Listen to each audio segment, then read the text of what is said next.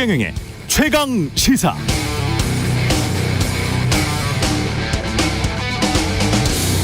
네, 어제가 MBC 고 이용마 기자 사주기였는데요. 저는 사실 이용마 기자와 생전에 차 한잔, 밥 한 번 함께한 적이 없습니다. 그저 동시대를 비슷한 공영방송에서 기자로 지냈다는 인연만 있을 뿐이죠. 그런데 고인 생전에 병색이 완연해졌을 때 이용마 기자가 저에게 메일을 보내왔습니다. 그의 메일에는 그가 생전에 쓴 언론에 관한 글이 있었습니다. 책으로 엮으면 100여 페이지 정도 되는 분량. 말기 암으로 힘든 상황 속에서도 한 자씩 정성껏 그의 생각을 담아낸 글들이었습니다. 시간이 얼마 남지 않았다는 걸 알고 있었던 이용마 기자는 나머지 부분은 제가 채워주길 원했습니다. 전 그 약속을 하지 못했습니다. 제가 손댈 수 있는 글이 아니라는 생각, 너무나 큰 부담 때문에 이걸 어떻게 해야 할지 고민하다가 시간이 흘러버렸죠. 장례식 때 그가 남긴 글은 다 MBC 동료들에게 전해줬습니다. 아마 유족들에게 갔을 겁니다. 그중 제가 아직도 간직하고 있는 그의 목소리를 들려드리겠습니다. 월급쟁이가 우리 사회 대부분을 차지하고 있다. 따라서 다수의 사람들이 월급쟁이들의 삶은 왜 항상 팍팍하냐고 묻는다. 그러면서도 월급을 올리자고 노동자들이 파업을 하면 경제를 망치는 주범인 양 손가락질을 한다. 노동자들의 단체 행동은 무조건 집단 이기주의로 매도된다. 자신도 노동자면서 노동자라고 하면 고개 숙이고 빨갱이 혹은 종북 좌파라고 함께 비난한다. 이런 사회에서 우리의 삶은 절대 개선될 수 없다. 2023년 8월 22일 우리의 삶은 개선됐습니까?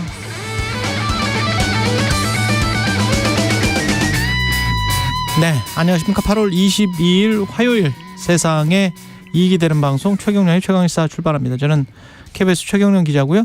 최경영의 최강시사 유튜브로도 실시간 방송합니다. 문자 참여는 짧은 문자 50원, 긴 문자 100원이 드는 샵9730 공오플 무료고요. KBS 일라디오 채널 정치경제 사회문화 등 다양한 명품 콘텐츠가 있습니다. 구독과 좋아요, 댓글 많이 부탁드립니다. 오늘 최강시사 민주당 김병주 의원 만나고요. 이현주 전 국민의힘 의원과 함께하는 정치펀치, 그리고 뉴스 속 법률을 살펴보는 최강 로스쿨도 준비되어 있습니다.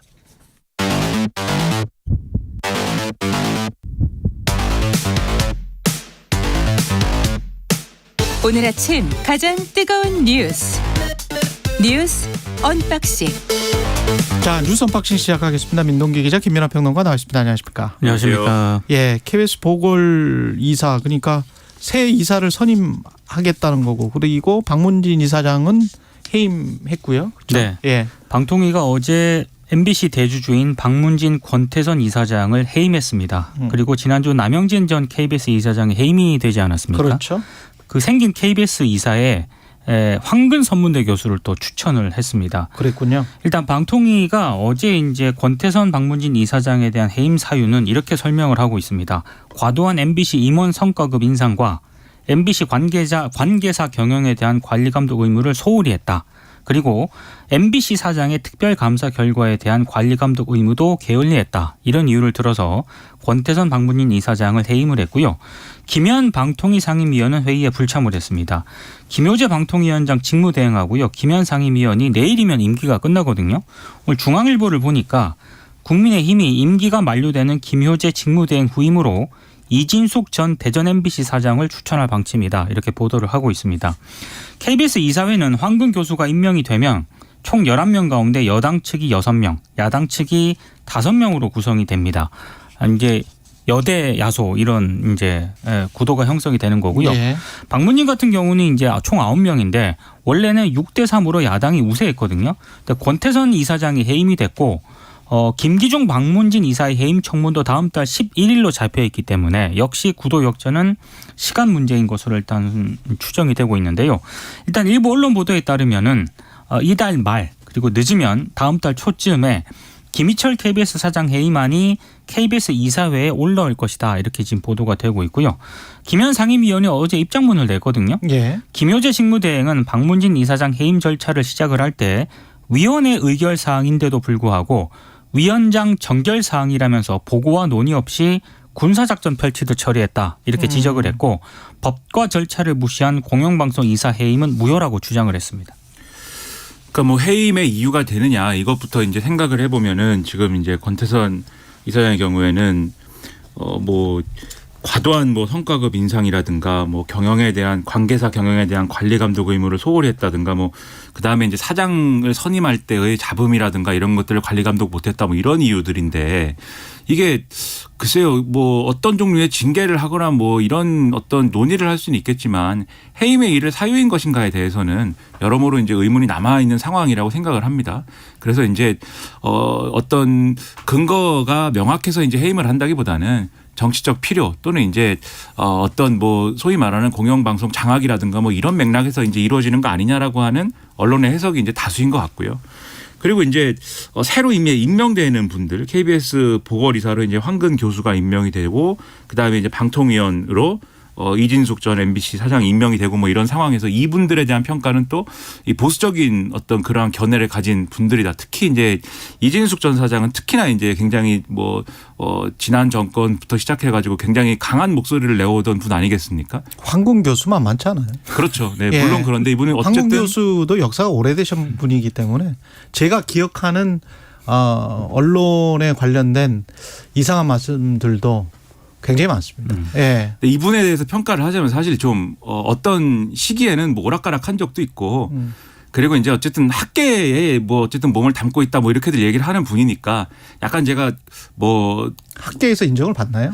뭐 제가 뭐 학계 인사가 아니니까는 뭐 그렇게까지 얘기 못 하겠고 어쨌든 이제 뭐 많은 주장을 해오신 분입니다. 근데 이제 이진숙 전 사장 같은 경우에는 이제 언론인 출신이었고 그 맥락에서 이제 여러 가지 평가와 그다음에 자기의 활동이 있던 분이었거든요. 정치권과 관련된 활동이나 이런 것들도 있었던 것이고 그런 이제 방통위원회 선임된다라는 구도 속에서 이걸 이제 어떻게 평가할 것이냐 언론도 그렇고 국민들도 그렇고 어떻게 평가를 할까 방통위원 할 만한 어떤 그러한 어떤 뭐랄까요 입장이어서 한다기보다는 그것도 어떤 종류의 방통위를 통해서 앞으로 이제 이동관 방통위원장이 임명이 될 텐데 그 구도에서 또 하고 싶은 일들을 잘하기 위한 그런 일이 아니겠느냐 이런 의심할 거거든요. 정권이 원하는 일을. 그래서 이게 이제 적절한 인사인지에 대해서는 계속 논란을 아는 채로 계속 갈 수밖에 없는 상황이다 이렇게 보입니다. 결국은 큰 그림으로 보면은 KBS고 MBC고 사장의 임기를 다 채우지 못하는 상황으로 꼭 만들겠다. 그리고 사장을 중도에 퇴진시키고 정권과 아주 좀 비슷한 성향의 이사들과 또 사장으로 오겠다. 그런 사장을 불러들이겠다라는 그런 의지가 담겨 있는 전반적인 상황이 아닌가 의심스럽고요.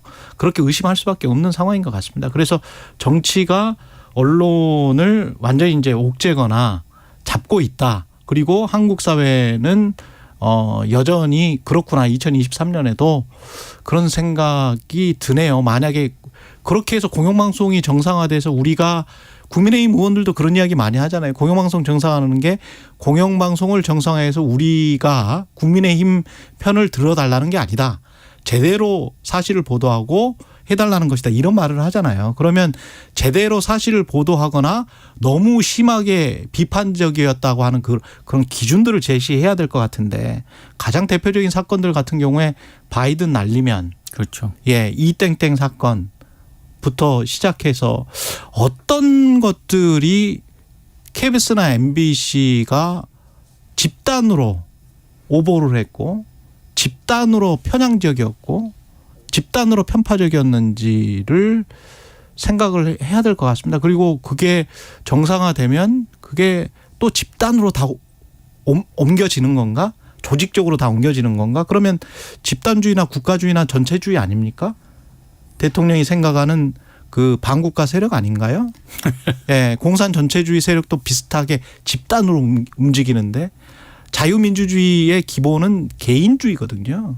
예, 개인의 자유가 굉장히 중요하고 그중에서도 언론인 각자 개인의 자유는 굉장히 중요합니다. 근데 다른 걸 다 예. 떠나서 이게 지금 감사원 감사도 진행 중인 상황이거든요. 그렇죠. 예. 근데 이제 감사원 감사 결과가 최종적으로 아직 나오지 않은 그런 상황인데 너무 방통위가 급하게 이런 절차를 좀 추진하고 있다라는 생각이 들고 결국에는 이동관 방통위원장이 정식으로 이제 임명이 되기 전에 김효재 직무대행체제에서 이 모든 거를 좀 끝내겠다 뭐 이런 또 어떤 이유가 있었던 것 아니냐 뭐 이런 지적도 있습니다. 그렇게 해서 한국이 잘 되고 윤석열 정부가 성공했으면 좋겠는데 최승호 전 KBS 사장이 유명한 다큐멘터리에서 그런 말을 했죠. MBC 사장입니다. 예, 전 MBC 사장. 언론이 질문을 못하면 나라가 망합니다. 근데 예. 이제 국민들이 그렇게 안 보죠. 어떤 사안에 대해서도 이걸 정상화한다고 보지 않을 것이고 대개 국민들은 그냥 이쪽이 집권하면 이쪽이 가져가는 거고 저쪽이 집권하면 저쪽이 가져가나 보다 이렇게 생각할 겁니다. 그러니까 문제가 뭐냐면 예. 이런 상황들 공영방송의 정상화를 외치면서 어쨌든 물갈이하는 그런 상황이 사실 어디서부터 시작이 됐냐면 이명박 정권 때부터 시작이 된 거예요. 그때 이전에도 물론 내부에는 뭐 누구의 어디야 가깝냐 이런 게 있었을지 모르지만 그전에는 사실 한국이 땡전 뉴스의 그 어떤 레거시에 좀 갇혀 있었던 권위주의 체제에 갇혀 있었던 네. 그런 시기였기 때문에 근데 적어도 그때부터라고 어쨌든 생각해야겠죠. 예. 언론의 보도를 보면은 예. 김영삼 정권 때부터는 이러지 않았다는 거거든요. 최소한 그전에 어쨌든 독재 뭐 이런 게 있었다고 하더라도 권력이 임의적으로 개입해가지고 어떤 공영방송의 어떤 구도를 이렇게 흔들어 놓는 상황은 없었는데 이명박 정권 때 어쨌든 이 방송장악 논란이 굉장히 크게 불거지면서 시작된 문제다라고 지적하는 거 아니겠습니까? 그리고 그 이후에 이제 전 정권에서는 그때 이루어졌던 방송장악을 정상화한다라는 명분으로 어쨌든 그 구도를 다시 이제 흐트려 놓은 것이고 그리고 나서 또 그것이 잘못됐으니까 이제 정상화한다라는 취지로 지금 이 정권이 하는 건데 만약에 정권이 바뀌면 다음 정권이 되면 또 어떻게 될까요? 이걸 또 정상화해야 될 거 아닙니까? 그러니까 계속 이렇게 서로 정상화한다고 얘기하는 상황 속에서는 그게 이제는 끝나지 않죠. 어디서부터 시작됐는지를 국민들이 잊어버립니다. 잊어버리고 끝나지 않아. 그냥 원래 정권이 바뀌면 이렇게 하나 봐 이렇게 생각하게 되는 거고 그렇죠. 그 맥락에서는 공영방송의 보도나 어떤 뭐 코멘터리나 이런 것들도 다 정권이 바뀌었으니까 저렇게 변하는 게 맞나 봐 이렇게 생각하게 되는데 그럼 그게 언론에 무슨 도움이 되며 언론 환경에 무슨 도움이 되며 정치 환경에는 무슨 도움이 되냐는 거예요. 그러니까 그런 비판도 있는데 그런 비판을 꺼내기가 무색할 정도로 이미 이렇게 돼버려서 여러모로 좀 민망합니다. 이동관 방송통신위원회 위원장 후보자 청문 보고서는 채택이 불발이 됐고요. 어제가 이제 청문 보고서 채택 시한이었거든요. 어제 이제 그 국회 과학기술정보방송통신위원회 전체 회의가 예정이 돼 있었는데 국민의힘 의원들은 청문 보고서 채택을 전제로 전체 회의를 열어야 한다 이런 입장을 고수를 해서요. 회의에 불참을 했습니다. 민주당은 전체 회의가 보고서 채택 여부를 논의하는 자리여야 한다. 그리고 보고서를 채택을 하더라도 부적격 의견을 담아야 한다는 그런 입장이었기 때문에 어제 상당히 팽팽한 입장이었습니다. 일단 인사청문회법에 따르면은요. 국회가 인사청문 요청안이 제출된 날로부터 20일 이내에 이 경과보고서 채택을 마쳐야 됩니다. 윤석열 대통령이 지난 1일에 국회에 이동관 후보자 인사청문 요청안을 송부를 한 그런 상황인데요. 국회가 만약에 기한 내에 보고서를 송부하지 못한 경우에는 대통령이 열흘 이내의 기간을 정해서 국회에 재송부를 요청할 수가 있습니다.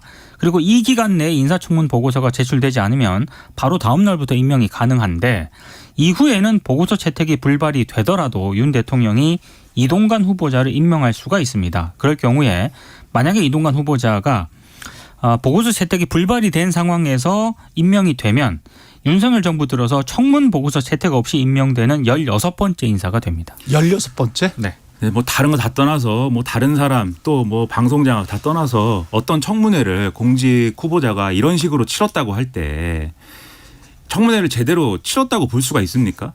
다음번 하는 후보자한테는 굉장히 유리할 것 같아요. 그러니까 저는 저 정도 해도 임명되기 때문에 나도 그냥 정신 먹고 생각해 보면 되지 않을까 뭐 이런.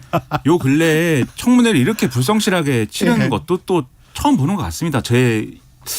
모르겠어요. 그러니까 자료 제출도 제대로 안 했거든요. 그러니까 자료 제출도 제대로 안 하고 뭐 증인 참고인 선택도 갈등 그렇죠. 속에서 제대로 안 되고 이동관 후보자가 청문회에 나가서 답변하는 태도라든가 답변한 내용도 보면은 어떤 해명이나 설명이 없고 다 그냥 어떻게 비켜나가는 어떤 태도. 어차피 될 거니까 아나무인인 거죠. 그 예를 들면 뭐 이 학폭 그 어떤 보고서에 있는 예를 들면 뭐 몇 회 폭행하고 뭐 책상에 머리를 어떻게 했다 이런 거에 대해서 그렇게 하면 사람이 죽지 않겠습니까? 뭐 이렇게 답을 하고 뭐 이런 거 있잖아요. 그런 태도로 청문회를 치렀는데 청문 경과 보고서가 채택되기를 원하는 게 저는 이상하다고 생각을 하고 그런 태도로 청문회를 치렀음에도 불구하고 대통령이 임명 강행을 해야겠다라고 마음을 먹을 것이다라고 우리가 당연하게 지금 생각하게 돼버린 그렇죠. 이런 상황도 네. 사실 이게 뭐냐 싶어요. 그러다 보니까 청문회 무용론 또 나오지 않습니까? 그렇죠. 이 상황에 대해서 본질적으로 이게 맞느냐에 대해서 다 떠나서 그러니까 방송을 장악하고 뭐 이런 맥락을 다 떠나서 이게 맞느냐에 대해서 한번 더 생각해 볼 필요가 있지 않을까 정권과 여당이 그런 생각을 합니다. 그리고 일본은 오늘 오염수 방류 일정을 결정하기로 했습니다. 강요회의에서 기시다 총리가 구체적인 일정을 잡을 것이다라고 일단 보도가 되고 있는데요. 근데 NHK가 보도한 내용을 보면은요. 후쿠시마 제1원전 오염수 해양 방류를 이르면 24일 시작하는 방향으로 최종 조율을 하고 있다. 이렇게 보도를 하고 있습니다. 기시다 총리가 어제 전국 어업협동조합연합회 회장과 면담을 했는데 이런 얘기를 했습니다. 앞으로 수십 년에 걸쳐서라도 어업인들이 안심하고 생업을 계속할 수 있도록 필요한 대책을 취할 것을 모든 책임을 지고 약속을 한다. 이렇게 얘기를 하면서요. 방류 결정을 좀 양해를 해달라. 이렇게 얘기를 했는데 사카모토 회장이 오염수 방류 반대 입장에는 변함이 없다. 또 이런 취지로 답변을 해서 설득에는 실패를 한 것 같습니다. 일본 정부와 도쿄전력이 2015년 후쿠시마현 어업협동조합하고요. 일본 오염수 처리 문제와 관련해서 관계자 이해 없이는 어떤 처분도 하지 않는다라고 약속을 했었는데 결국에는 이 설득에는 실패한 채 오염수 방류 결정을 할 가능성이 굉장히 높아졌습니다. 그러니까 오늘 결정하고 그다음에 이제 빠르면 이제 모레 방류하고 뭐 이렇게 되는 건데 지금 이제 어업인들에 대한 이제 이 설득도 제대로 안 됐다. 우린 이렇게 보는데, 근데 이 지금 말씀하신 이제 이 사카모토 회장, 그러니까 이 일본 전어련 회장이 이 얘기를 하면서도 이렇게 얘기를 했습니다. 반대라는 거는 뭐 조금도 변하지 않았다라고 얘기를 하면서도 그런데 어민들도 과학적 안전성에 대한 이해는 깊어졌다. 이렇게 얘기를 했거든요. 그러니까 이게 한편으로 보면은 어느 정도는 설득됐다라는 근거로 삼을 수 있는 얘기도 하는 거예요. 이렇게. 그러니까 이걸 토대로 해서 기시다 총리는 어업인들에 대한 완전한 설득에 이르지 못했지만 어느 정도는 우리가 또 나름대로는 노력을 했다라고 하면서 자평하면서 이제 국제사회도 설득을 했고 한미일 정상회의에서 다 설득했다는 거 아닙니까? 기시다 총리는 지금 그렇게 했으니까 우리가 할 건 다 했으니까 이제 방류하겠다 이런 정당성을 갖춰서 지금 얘기하는 거라서 더 이상 이제 뭐 다른 얘기할 필요가 없다는 게 일본 입장인 것 같고 그러면 남는 거는 이제 방류 이후에 그럼 어떻게 할 거냐가 남는 거잖아요. 우리 입장에서는 방류 이후에 대한 검증이나 이런 것에 있어서라도 우리가 챙겨야 될 것을 챙겨야 되는 것이고 특히 우리가 요구한 이제 한국인 전문가가 참여하는 검증이나 이런 거 있지 않습니까? 그런 것들이라도 관철이 돼야 하겠는데 지금도 어쨌든 미적되고 있어서 일본은 계속 걱정만 쌓여갑니다. 그리고 최상병 순직 사건에 대한 수사 국방부가 지금 다시 한 겁니까? 네. 사단장을 빼고 경찰에 이첩하기로 했어요? 국방부 조사본부가 네. 해병대 순직 사고 재검토 결과를 어제 발표를 했거든요. 재검토 결과. 네. 근데 임성근 해병대 1사단장 있지 않습니까? 예. 범죄 혐의를 적시하지 않고 사실관계만 적시해서 경찰에 넘기기로 했습니다. 뭐 혐의가 없다고 일단 판단을 하는 것으로 해석이 되고 있고요. 계속 문제가 있는 1사단장 그 이야기군요. 그렇습니다. 예. 대신에 국방부가 대대장 2명만 업무상 과실치사 혐의를 적시를 했는데요. 애초 그 임사단장을 포함한 8명을 업무상 과실치사 혐의자로 판단한 해병대 수사단의 조사 결과와는 완전히 다른 조사 결과이기 때문에 예. 외압 논란이 더 이제 제기가 될 것으로 보이는데요. 일단 뭐 국방부 조사본부의 결과 조사 발표는 이렇습니다. 임성근 사단장하고요. 박상현 7여단장, 중대장, 현장 간부 등 지위 개선에 있거나 현장 통제관으로 임무를 부여받은 4명에 대해서는 현재 기록만으로는 범죄 혐의를 특정하기가 제한된다. 그러니까 이렇게 중대장까지도 제한된다. 그렇습니다. 그러면 누구예요? 대대장 2명에 대해서만 장화 높이까지만 입수 가능하다는 여단장의 지침을 위반을 해서 허리까지 입수를 지시를 해서 채모 상병 사망과 직접 인과관계가 있다는 게 국방부 조사본부의 판단이거든요. 대대장 2명만. 그렇습니다. 그리고 중위하고 상사 등 나머지 2명의 하급 간부 있지 않습니까? 예. 이 2사람의 하급 간부는 현장 통제관 업무 지휘와 주의 의무가 있었다고 보기 어렵다라고 판단을 해서 경찰에 아예 이첩 자체를 안 했습니다. 예. 근데 이게 좀 이상한 게 박정훈 대령 있지 않습니까? 그렇죠. 윗선에서 대대장 이하로 과실치사 혐의자를 축소하라는 외압을 받았다라고 주장을 해왔거든요. 근데 이 주장과 거의 비슷합니다. 그래서 축소 외압 의혹이 더 지속이 될 가능성이 굉장히 높을 것으로 일단 예상이 되고 있습니다. 그러니까 세상사 참 흥미로운 것이 이 대립 구도가 있었어요. 그러니까 둘 중에 누군가는 거짓말하는 거 아니냐 이런 구도가 있었잖아요. 한쪽은 그러니까 이 해병대 수사단장은 지금 말씀하신 대로 1사단장을 빼달라고 한 것이다라는 취지의 이제 주장을 하는 것이고 국방부가 그다음에 국방부는 그게 아니고 이 하급 이제 그 간부까지 혐의를 묻는 게 맞느냐라는 차원에서 하급 간부들을 혐의에서 빼라는 것이었다. 그래서 둘 중에 누구 말이 맞는 거냐 이게 이제 논란의 중심이었지 않습니까? 그렇죠. 결과를 보면 둘 다 맞았구나. 그렇죠? 1사단장도 빼고 하급 간부들도 빼는 거구나. 그런데 핵심은 뭡니까? 윗선을 뺀 거잖아요. 지금. 그렇죠. 그게 핵심인 것이고 하급 간부들은 뭐 지금 이제 설명대로 하면은 원래 거기에 투입될 인원들이 아니라 임의적으로 투입된 것이어서 관리 감독 책임이 덜하다라고 본 것이고 국방부는 좀 알리바이를 맞추고 싶어하는 것 같기도 해요. 왜냐하면 처음에 말했을 때 하급 간부들이 너무 많다 뭐 이런 식으로 자기들은 어필을 했다라고 네. 이야기를 했기 때문에 우리가 1사단장을 빼려고 한 게 아니다. 그걸 맞추려고 하니 1사단장도 빼고 하급 간부들도 뺀 게 아닌가 그런 또 의심도 듭니다. 그러니까 예. 중요한 거는 1사단장을 빼는 거냐 마는 거냐였던 것이지 하급 간부 얘기는 그래서 요 맥락하고는 다른 거였는데 사실 국방부가 우리 얘기가 틀린 건 아니었어라는 얘기의 그렇지. 맥락 속에 지금 끼워 넣는 거잖아요. 맞아요. 그래서 예. 이게 결국 본질이 뭔지에 대해서 우리가 명확하게 알 수 있을 거라고 생각하고 다만 이렇게 이런 형태로 넘겼다고 해도 경찰에서 혐의는 또 판단해야 됩니다. 그렇죠. 그래서 경찰에서 2사단장에 대한 혐의나 이런 것들을 다시 판단하는지를 계속해서 주목해야 된다라는 얘기입니다. 대대장 2명 가운데 1명은 반발하고 있거든요. 박종훈 대령은 어떻게 되는 건지 모르겠네요. 좀 이야기를 들어봐야 되겠습니다. 뉴스 언박싱 민동기 기자 김민하 평론가였습니다. 고맙습니다. 고맙습니다. KBS 1라디오 자 듣고 계신 지금 시각 7시 41분입니다. 날씨 정보입니다. 모레까지 매우 강하고 많은 비가 내리겠습니다. 우선 내일까지 양만 나와 있는데요. 서울 등 중부지방으로 50에서 120mm, 많은 곳은 경기 북부의 경우 150mm 이상 오겠습니다. 남부와 제주는 20에서 80, 특히 제주 산지 쪽은 120에서 최대 150mm 안팎의 비가 쏟아지겠습니다. 이렇게 모레까지 시간당 30에서 60mm의 매우 강한 장대비 형태로 쏟아지겠습니다. 천둥, 번개, 돌풍도 동반될 걸로 보입니다. 침수와 하천, 범람, 급류 등에 유의해 주시고요. 산사태, 축대, 붕괴 등에도 유의해 주시기 바랍니다. 오늘까지는 무덥겠습니다. 서울 30도, 대전 33도, 강릉 35도까지 낮 기온 오르고 습도가 높아서 체감 온도가 33도 이상 되는 곳이 많겠습니다. 그리고 오늘 서해안을 시작으로 해안 위주로 바람이 강해지기 시작하겠습니다. 지금 서울의 기온은 27.9도, 습도는 69%입니다. 날씨였고요. 다음은 이 시각 교통 상황 알아보겠습니다. KBS 교통정보센터의 이현 씨입니다. 네, 작업 구간이 많아지는 정체 구간이 많아지는 시간대죠. 중부 내륙고속도로 양평 쪽으로는 작업 정체가 이어지는 곳도 있습니다. 괴산 부근에서 작업을 하고 있고요. 2km가량 여파를 받고 있습니다. 논산 천안고속도로 논산 쪽으로는 정안 부근 지나기 답답하시죠. 여기는 1차로에서 승용차 사고 처리하고 있습니다.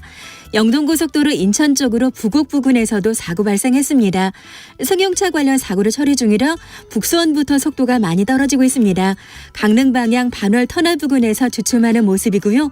둔대 분기점에서 부곡 쪽으로 막히고 있습니다. 용인에서 양지 터널 쪽으로도 천천히 가고 있습니다. KBS 교통정보센터였습니다. 오늘 하루 이슈의 중심, 당신의 아침을 책임지는 직격 인터뷰. 여러분은 지금 KBS 1라디오 최경영의 최강시사와 함께하고 계십니다. 네, 어제 국방위에서 주요 쟁점 고 최상병 순직 사건이었는데요. 외압이냐 항명이냐 여야가 거세게 맞붙었습니다. 관련해서 사성 장군 출신 국회 국방위 야당 간사 김병주 민주당 의원 나오셨습니다. 안녕하세요. 네, 안녕하세요. 예. 김병주입니다. 어제 국방위가 저녁 늦게까지 밤 늦게까지 네, 열렸습니까? 네. 예. 그 외압 의혹이 좀 풀리셨나요? 아니면 어땠습니까? 의혹이 더 증폭이 됐고요. 예. 또 장관이나 차관 말이 다 다르고 또 우왕좌왕하는 해명. 예. 그래서 특검이 꼭 필요하겠다는 걸 더 느꼈어요. 예. 어떤 그리고, 부분에서 그렇습니까? 그리고 이 수사가 너무나 엉터리고 무리한 수사라는 것들이 예. 국방위에서 밝혀졌는데요. 예. 예를 들면은 여기에서 가장 큰 이슈가 집단 항명이지 않습니까? 집단 항명. 네, 처음에 국방부가 박정훈 대령에게. 네, 처음에 그 박정훈 대령한테 집단 항명 수개죄로 걸었고, 그랬죠. 그다음에 2명에게는 집단 항명죄를 처음에 걸어서 압수수색을 했지 않습니까? 그 2명은 수사 단에 있는 강력수사대장하고 예. 수사관 한 명은 집단항명죄로 걸었고 그렇죠. 이건을 예. 그다음에 그 수사단장은 집단항명 수괴죄로 수괴로. 걸었는데 예. 무슨 근거로 집단항명이라고 생각하고 바로 입건하고 압수수색한 것이냐라고 했더니 너무나 황당한 얘기를 하는 거예요. 예. 그 검찰 3명한테 전화를 그 당시 했었는데 예. 전화를 안 받았다는 거예요. 그러니까 어디선가 모의를 하고 있는 걸로 추정을 해서 집단항명수괴죄로 걸었다는 겁니다. 이게 말이나 되겠습니까? 국방부 장관이 전화를 했습니까? 아니요. 아마 그 해병대 사령관이 해병대 했을 확률이 사령관이. 있겠죠. 그건 명확히 얘기를 안 했는데 예. 제가 그 장관께 어제 질의를 했더니 예. 검찰단에서 집단항명수괴죄로 걸은 것이고 예. 무슨 근거로 했냐 하니까 그 당시에 아마 전화를 3명한테 했는데 안 받고 하니까 이 녀석들이 모여서 뭐 모의하는 거 아니냐 예. 이렇게 생각해서 집단항명수괴죄로 일단 걸고 압수수색을 했고 그래서 다시 진술서를 받았을 거 아니에요. 예. 진술서를 받아보니까 이게 아니었구나 해서 예. 수사단장인 박종훈 대령은 집단항명수괴죄에서 항명죄로 바꾸고 예. 그 밑에 있는 2명 광역수사대장하고 수사관은 그냥 피의자에서 참고인으로 바꿨다는 거예요. 아, 그렇게 아니 되는군요. 수사가 어디 이 자체가 가행 수사였고 무리한 수사였고 무언가 쫓기 입막음하기 위한 먼저 조치로 보죠. 일반 사회에서도 일반적인 개념이 만약에 이런 일이 있으면은 그렇죠. 참고인 신분으로 먼저 가서 그렇겠죠. 조사를 충분히 하고 어느 정도 되면은 피의자로 바뀌는 거고 또 뭐 압수수색을 하든 뭐 하잖아요. 예. 뭐 바로 이제 집단항명 수괴자로 피를 적시하면서 예. 아무것도 근거도 없이 압수수색하고 이러한 형태 자체가 이 문제가 얼마나 무리하고 과잉수사고 엉터리라는 걸 입증해 보이기 때문에 의혹만 증폭이 돼 있잖아요. 예. 그래서 이제는 국방부 내 어떤 사법기관 내에서는 조사할 수가 없겠구나. 그러니까 결국은 특검으로 가야 되지 않겠나 하는 생각을 어제 굳혔어요. 사실은. 특검으로 갈 수밖에 없다. 네네. 근데 특검으로 가서 그 진상 규명을 해야 될 게 왜 이첩을 했는데 네. 이첩하는 그 도중입니까? 아니면 이미 이첩을 한 그 상황에서 멈춰라라고 한 게 왜 네. 누가 무엇 때문에 그런 지시를 내렸는지가 궁금하거든요. 그렇죠. 거기에서도 어저께 장관은 그 장관 주장만 했었는데 장관이 출장 갔다 올 때까지 보류만 하려 했잖아요. 예. 근데 보류 플러스 알파를 한 것을 제가 얘기를 했어요. 거기에 대해서 제대로 된 답변을 못 하더라고요. 예. 보류만 했다 그러면 아마 해병대 수사단장은 보류를 했을 겁니다. 그렇겠죠. 예, 그런데 그 3가지 증거가 있어요. 보류만이 아니라 예. 나머지 축소 은폐한 정황이 예. 어떤 거죠? 국방부 장관의 법무참모인 법무관리관이 5번을 수사단장하고 통화를 하잖아요. 그러면서 혐의 사실을 빼는 방법도 있다고 자꾸 혐의 사실을 빼도록 종용을 하지 않습니까? 그게 지휘 선상에 있습니까? 그 사람은? 지선상이죠. 예를 예. 들면 해병대 사령관 위가 뭐겠습니까?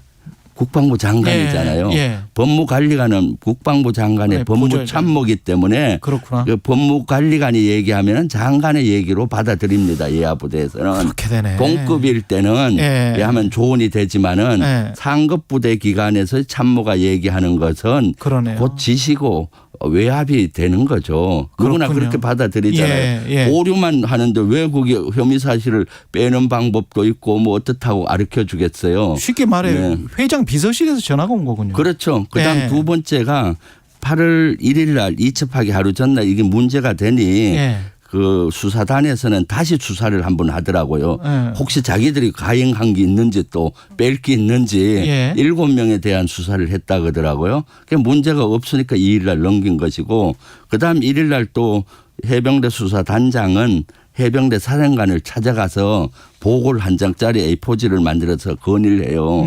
국방부 안대로 하면은 사령관님 이 직권남용에 걸립니다. 예. 보류하는데 보류는 직권남용이 아니잖아요. 그렇죠. 축소 은폐에 관계된 거니까 직권남용이 걸린다는 거 아니에요. 그렇죠. 두 번째 유가족한테 이미 보고를 했는데 그렇지. 유가족이 문제 제기할 것이다.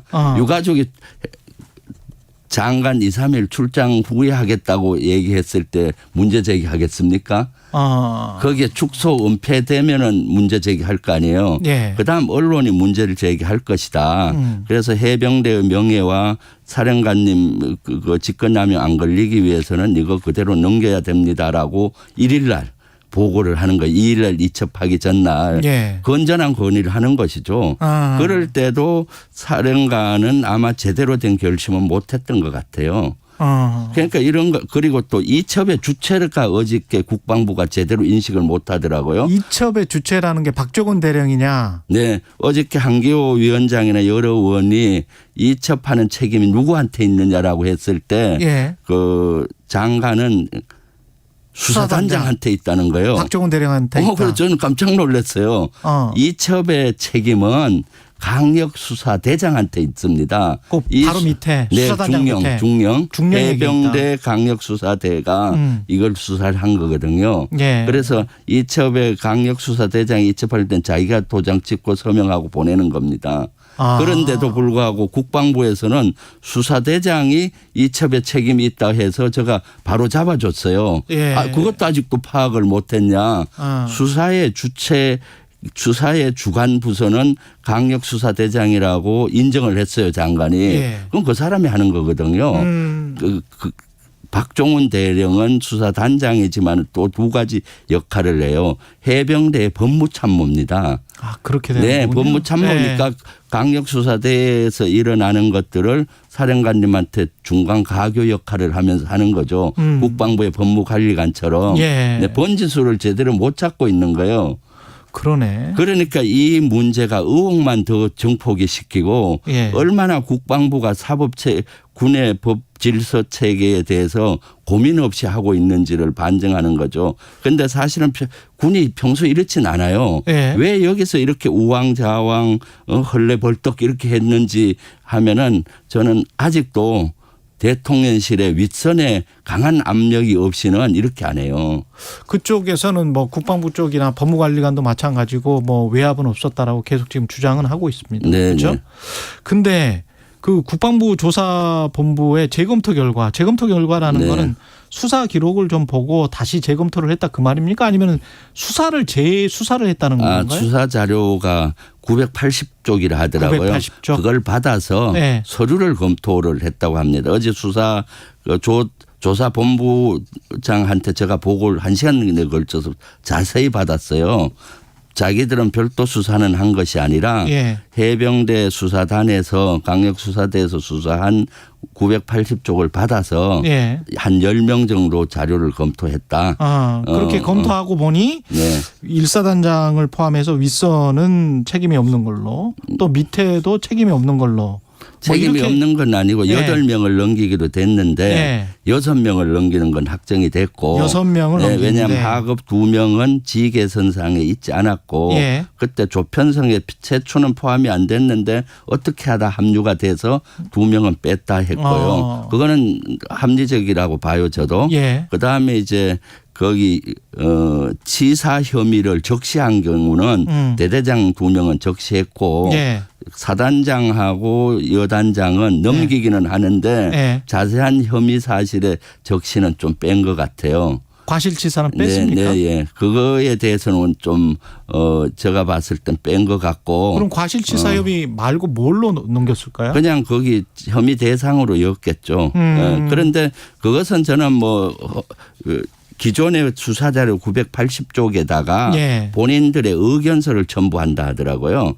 그렇기 때문에 이것은 그 정도라면은 그 경찰에 가서도 예. 경찰에서는 980쪽과 나중에 만든 혐의 의견서 있잖아요. 예. 조사본부 같이 검토하지 않을까 싶습니다. 그렇지만은 이것은 처음에 우리가 의혹이 제기됐던 것이 있지 않습니까? 예. 특정인을 봐주기 위한 수사가 아니었나 또는 그런 거 사단장을 빼기 그렇죠. 위한 거 아니냐 하는데 예. 그 조사본부에서의 결과론적인 것은 사단장이나 여단장은 혐의 사실이나 이런 것들이 축소됐거나 저도 그 문서는 못 봤으니까 어쨌거나 혐의 사실이 조금 더 다른 형태로 기록이 됐을 수가 있겠죠.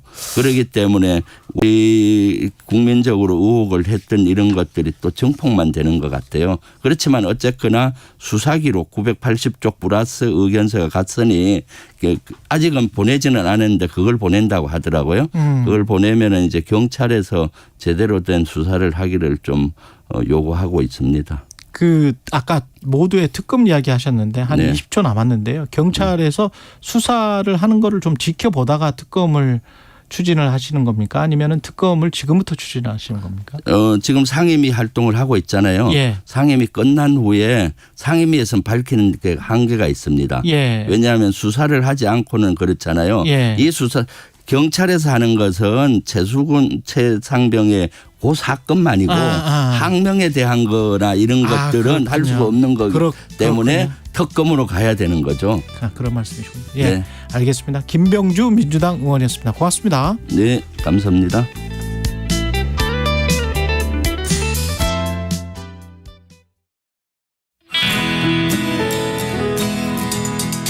(2023) KBS 1라디오 연중기획 낮은 목소리 당신의 목소리를 들려주세요.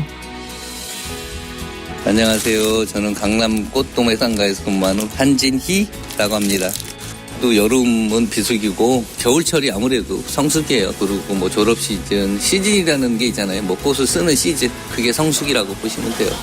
장사가 되고 안 되고가 아주 순간적으로 막 며칠 사이에 변화돼요. 뭐 웨딩이 있다 없다 이런 그런 이슈에 따라서 많이 좌지우지가 돼요. 꽃이라는 게 사람 감성을 자극하는 부분이 있으니까 그런 부분에 또 고객들이 뭐 좋게 이쁘게 만들어졌다면 또 좋아하잖아요. 그 감정도 우리도 똑같이 감정이입을 해요.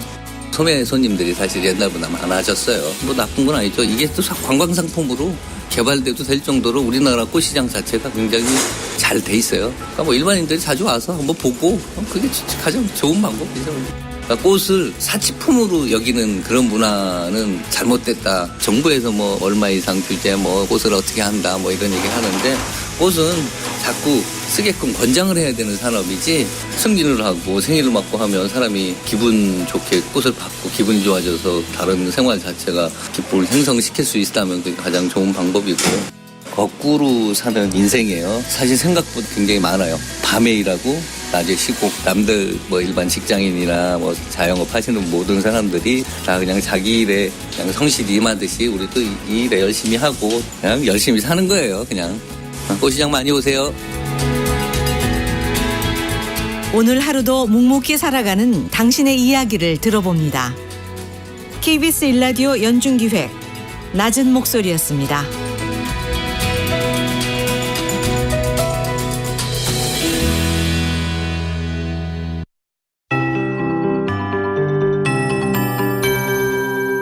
KBS 58분 날씨. 현재 제주 산지와 서해 5도에 호우주의보가 내려져 있습니다. 전남 서해안에도 천둥, 번개 동반해서 강한 비가 내리고 있습니다. 이렇게 서쪽 지역부터 비가 시작되겠습니다. 서해 중부 해상에서 발달한 비구름대가 점차 이동하고 있습니다. 글피까지도 비가 이어질 텐데요. 우선 내일까지의 비의 양만 나와 있습니다. 매우 많은 비가 될 걸로 보입니다. 서울 등 중부지방으로 50에서 120mm 안팎, 경기 북부 많은 곳은 150mm 이상 쏟아지겠습니다. 남부와 제주 20에서 80, 제주 산지는 120에서 150mm 이상 오겠습니다. 강원 동해안과 강원 남부 산지는 상대적으로 적은 5에서 30mm가량 예상되는데 오늘과 내일 이렇게 시간당 30에서 60mm의 장대 형태로 오겠습니다. 천둥, 번개, 돌풍 동반하겠습니다. 침수와 하천, 범람, 급류 등에 유의해 주시고요. 산사태도 주의해 주시기 바랍니다. 오늘까지는 대부분 지역 체감온도 33도 이상의 무더위가 지속됩니다. 낮 기온 서울 30도, 강릉 35도, 대전 33도 등 29도에서 35도 분포가 되겠습니다. 오늘 서해안에 바람이 강하게 불겠습니다. 그리고 서해 먼바다의 물결부터 점차 높아지겠고요. 오늘 아침에 강원도와 충청, 영남 내륙으로 안개가 짙으니까 이 점 주의하시기 바랍니다. 지금 서울의 기온은 27.9도입니다. 강혜종입니다.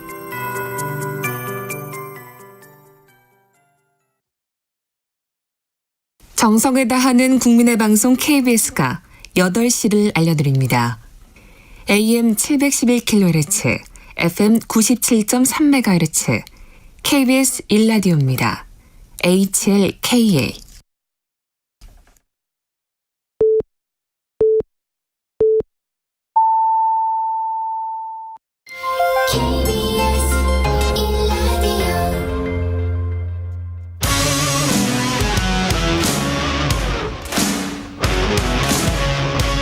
오늘 하루 이슈의 중심 최경영의 최강 시사.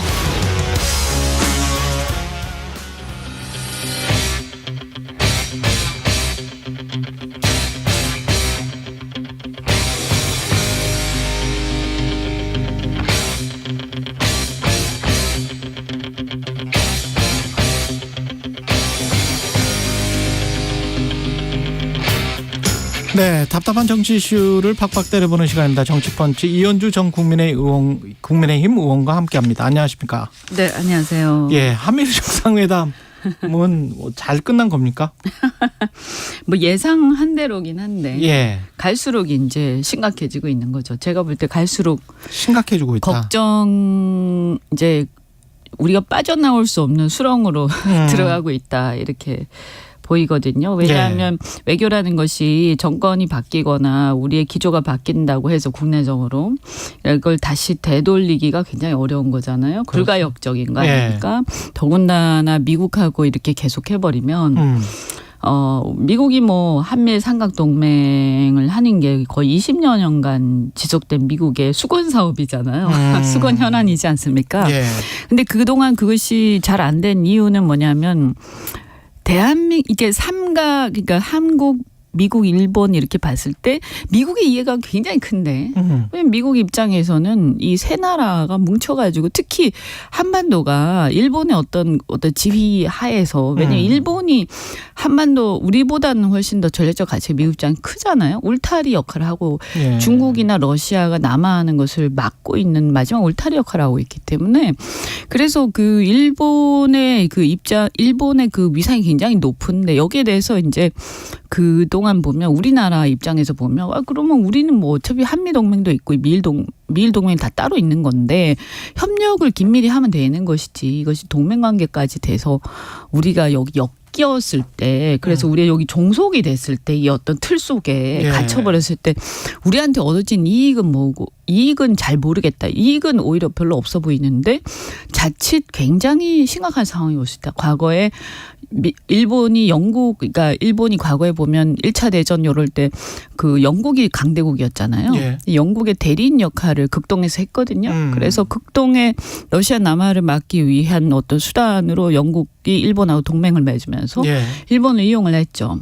일본도 그것을 잘 활용을 했고 그래서 그 결과가 러일 전쟁이었고 결국에는 한반도의 지배권을 영국 그다음에 가스라 태프트 밀약에 의해서 미국이 용인하는 상황이 됐잖아요. 아시아는 너희들이 먹어. 그렇죠. 그러니까 이제 뭐 그런 상황은 아니지만 지금 상황을 보면 어쨌든 미국이 일본을 극동에서 아시아에서 대리인으로 이제 인도 태평양 전략의 대리인으로 세우는 거고요.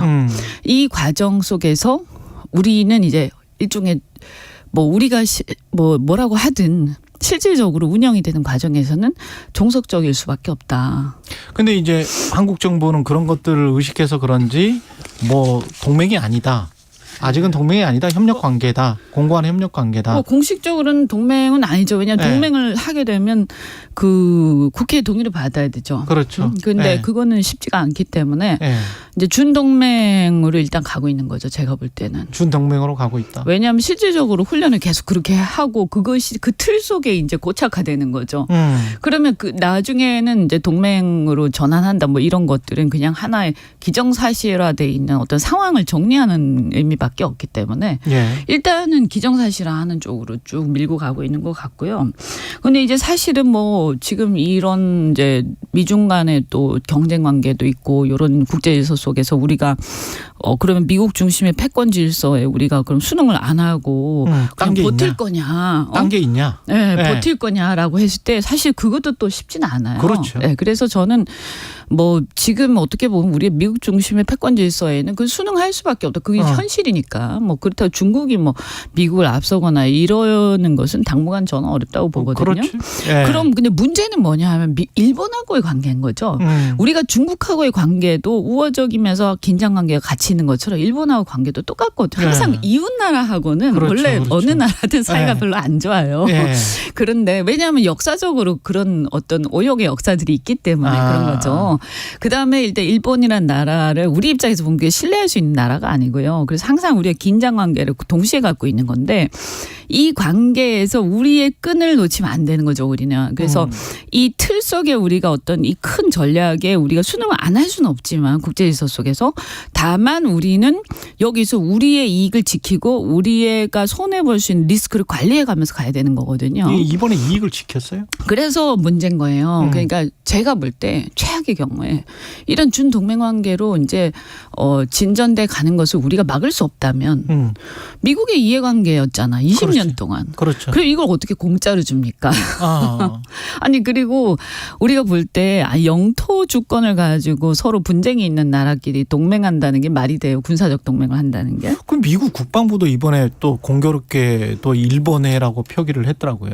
그러니까 동해를. 그런 문제는 굉장히 심각한 거예요. 그러니까 그거는 좀 제대로 항의를 했었으면 좋았을 텐데. 대통령은 국가 원수라면 이 상황에서 이 큰 틀을 우리가 삐져나가서 갈 수는 없지만 이걸 우리가 이렇게 한 발 내딛는 과정 속에서 우리는 항상 대가를 받고 보장을 받고 그것을 다 돌다리 두드리면서 가야 되는 거거든요. 그래서 예를 들면 좋아 그러면 최소한 우리 어떻게 우리 독도 문제 가지고 일본하고 분쟁이 있는데 이 동해안에서 어떻게 우리가 작전을 같이 하냐. 그럼 저 사람들 좀 조용히 시켜라. 일본이 그러면 예를 들어서 유사시에 예를 들면 이런 상황을 가정해 보자고요. 대만 침공, 중국이 대만 침공한다든지 이런 시나리오가 있지 않습니까? 그렇죠. 그렇게 되면 주한미군이나 주일미군이 차출될 수밖에 없거든요. 그랬을 때 그러면 이 한반도에서 우리는 육군이 세기 때문에 이 휴전선에 육군이 전반적으로 배치가 되고 왜냐하면 이 상황이 굉장히 긴장이 고조되니까. 근데 이제 요즘에는 해군과 공군의 싸움이잖아요. 전쟁이라는 게. 그러면 결국에는 이 한반도나 이 극동 지역의 긴장을 지키기 위해 여기서 우리의 이익을 지키기 위해서는 결국에는 이 해군과 육군 중심에서 동해안에서 작전이 굉장히 많이 생길 때 항공모함이 아마 들어올 거예요. 그렇죠? 그렇게 되면 이게 그럼 지휘권이 어디 있느냐 했을 때 미군이 아마 가지고 있겠지만 실질적으로는 일본 자위대가 상당히 역할을 하게 되고 들어올 거란 말이에요. 그랬을 때 이 독도 문제 당장 문제되는 거예요. 그래서 이 독도는 우리 영토다. 사실은 여러 가지 문헌에 의해서 객관적으로 우리 영토라는 것이 입증이 돼 있잖아요. 사실은 일본이 자꾸 억지를 부려서 그렇지. 그러면 그 부분에 대해서 일본이 그것을 확실하게 선언을 해라. 미국하고 이 한미일 간에 그걸 선언을 하자. 그걸 선언을 하면 우리가 이 부분에서 정말 전향적인 그 국민을 설득할 수 있다. 이렇게 얘기할 수 있지 않습니까? 쉬운 일은 아니지만 저는 그 스탠스를 유지해야 된다고 생각을 해요. 중국이 이렇게 좀 뭐랄까요? 자극을 받은 것 같습니다. 왜냐하면 중국 사설 보니까 북한과 국경 맞대고 있는 유일한 삼국 중 하나가 한국이다. 그러니까 한미일 중에서 한국은 북한과 국경을 맞대고 우리가 있는 최전선에 있죠. 나라다. 최전선에 있죠. 우리가. 어떻게 하면 안정을 보장할 수 있는지 깨달아야 한다.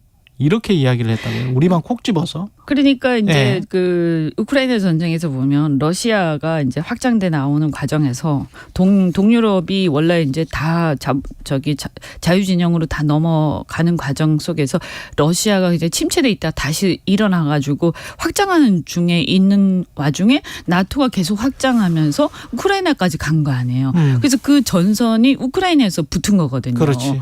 그러면 전쟁의 위험이 굉장히 커지는 거거든요. 우리 역사적으로 항상 그래 왔어요. 우리 청일 저기 아까 러일 전쟁도 마찬가지고 뭐 그 전에 뭐 병자호란이 다 또 마찬가지거든요. 그러니까 지금도 보면 이제 중국이 하는 얘기는 그거죠. 결국에는 최전선이 한국 아니냐. 그 다음이 일본이고 일본은 일종의 뭐냐 하면 태평양 미국 본토까지 넘어오지 않도록 하는 하나의 울타리 마지막 보루 이런 거거든요. 미국 입장에서 보면. 예.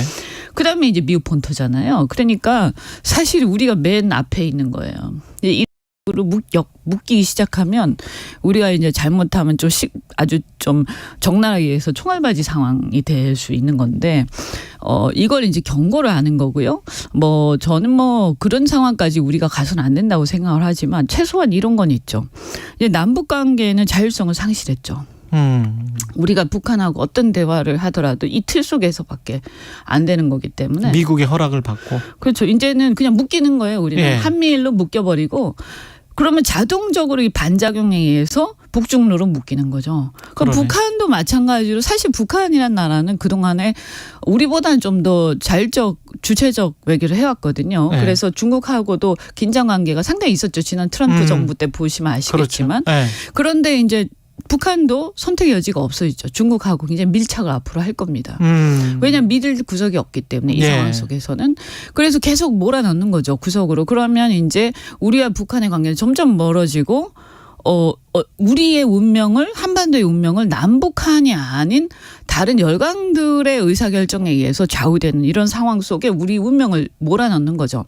아까 말씀드린 것처럼 이런 어떤 패권 질서를 우리가 무시할 수는 없는데 그 속에서도 우리 리스크는 관리하면서 우리의 의사결정권을 항상 유지하면서 가야 되거든요. 근데 이걸 제가 계속 이렇게 심화되면서 수렁으로 들어가고 있다. 이제는 나오기가 굉장히 힘들어지고 있다. 점점. 근데 국가 원수가 뭔데? 그 대통령이 뭐길래 우리 국민들이 아무리 미국하고 우리 미국하고 동맹을 무시하는 게 아니거든요. 그거는 뭐 오래됐으니까. 근데 지금 이 구도 자체를 우리 국민들이 그렇게 선호하는가? 과거에 MB 정권 때 난리가 났던 이유가 뭐죠? 이런 구는 우리 국민 선호하지 않아요. 그리고 동해안의 독도 문제나 이런 것들이 이렇게 침해받는 상태에서 군사적 동맹의 의미라는 것을 일반 국민들 잘 모르시거든요. 그러면 이 틀 안에서 그냥 지휘권과 이런 게 다 엮여가지고 우리가 꼼짝달싹 못하는 상황이 올 텐데 그럼 어떻게 할 거야. 그때 가서 온갖 국론 분열이 일어날 거예요. 난리가 나고 내부적으로 의견 통일이 안 됩니다. 내가 봤을 때는. 그러면 우리나라는 또다시 구한말과 같은 상황으로 가는 거죠. 그렇다고 의견 통일이 돼서 우리 넙죽 이것도 아니란 말이에요. 네. 그래서 진짜 큰일 났다 이거. 대통령이 외교는 이럴 때 우리 입장은 상당히 미국 중심으로 가더라도 마지막 어떤 리스크 관리는 하면서 우리 걸 요구를 하면서 또 우리가 위험에 처할 수 있는 그 장애물들은 다 제거해가면서 상당히 한 발을 빼고 있어야 되는 거거든요. 근데 그래서 이렇게 우리 무슨 협상을 하더라도 내 카드 다 까고 다 줘버리고 더 이상 줄 게 없는데 상대한테 뭘 요구합니까? 지금 이런 상황이에요, 우리는. 사실 뭐 반도체랑 뭐 다 지금 그런 다 상황이에요. 줬죠. 네. 그러니까 이거 뭐야 이거. 그래서 이 방향 자체에 대해서는 저는 뭐 미국 중심의 어떤 방향 자체에 대해서 우리가 일정 정도 순응하는 것은 제가 인정을 하지만 그렇다고 중국한테 붙잡거나 이런 건 그건 말이 안 되는 거고요. 그런데 이 방식이 너무나 어리석다. 굉장히 위험하다. 그리고 이런 외교는 저는 본 적이 없어요. 자기 영토 주권이 침해당하는데 군사동맹도 좋다라고 그렇게 보이는 이런 태도를 우리 국가 원수가 국민들하고 아무런 상의도 안 하고 야당하고 아무런 상의도 하지 않고 이렇게 계속 밀어붙이면서 이것을 자자찬한다? 저는 대한민국의 앞으로 역사를 어떻게 책임지려고 이 5년짜리 대통령이 저는 이 대통령제 자체에 대해서요. 제왕적 대통령제에 대해서 이거 정말 문제 심각하다. 마음대로 결정한다. 국가의 운명을. 왕도 아니지 않습니까? 어떻게 될지 좀 굉장히 좀 도박적이다. 그렇게 보시는 것 같군요. 리스크가 굉장히 크죠. 너무 크다. 그리고 리스크 관리를 하면서 가야 된다. 이런 거예요. 제 얘기. 이 국내 정치 이야기도 좀 해야 되는데 한 6분밖에 안 남았습니다. 이철규 국민의힘 사무총장의 그 이야기부터 시작해서 네. 사실 쭉 뭐 이준석 전 대표도 지금 나왔었거든요. 어제 배에 구멍 내면 승선이 불가. 근데 이준석 전 대표는 반란자들에 관해서 유혈 입성이라도 하겠다. 뭐 이렇게 지금 받아쳤고요. 아니 뭐 예. 본인이 있을 때 구멍을 많이 냈다. 그 사람들이 어떤 사람들인지 모르겠지만. 예. 아니 배에 구멍을 내면 승선 불가. 이미 난파선이에요. 뭔 소리 하고 있는 거예요? 누가 구멍을 내요? 이미 다 쪼개진 배인데 이미 깔아앉고 있어요. 그리고 정말 정신을 이런 거예요. 네. 이게 지금 난파선이 이미 된 상황에서 네. 이 배를 빨리 수리를 하든가 아니면 배에서 다 나가서 다른 각자 도생을 하든지 뭔가 어떤 수를 써야 되는 상황인 거예요. 네. 근데 그걸 얘기하고 있는 거예요. 선장한테. 이렇게 가면 다 죽어. 그러니까 빨리 수리를 하든 네가 내려오든 뭔가 해야 돼. 이대로 가면 다 지금 깔아앉고 있는 게 눈에 안 보이냐라고 계속 얘기하고 있는데 그 사람들한테 배에 구멍 내고 있다. 이따위 소리 하고 있는 거예요. 그러니까 상황에 대한 인식 자체가 너무나 다른 거죠.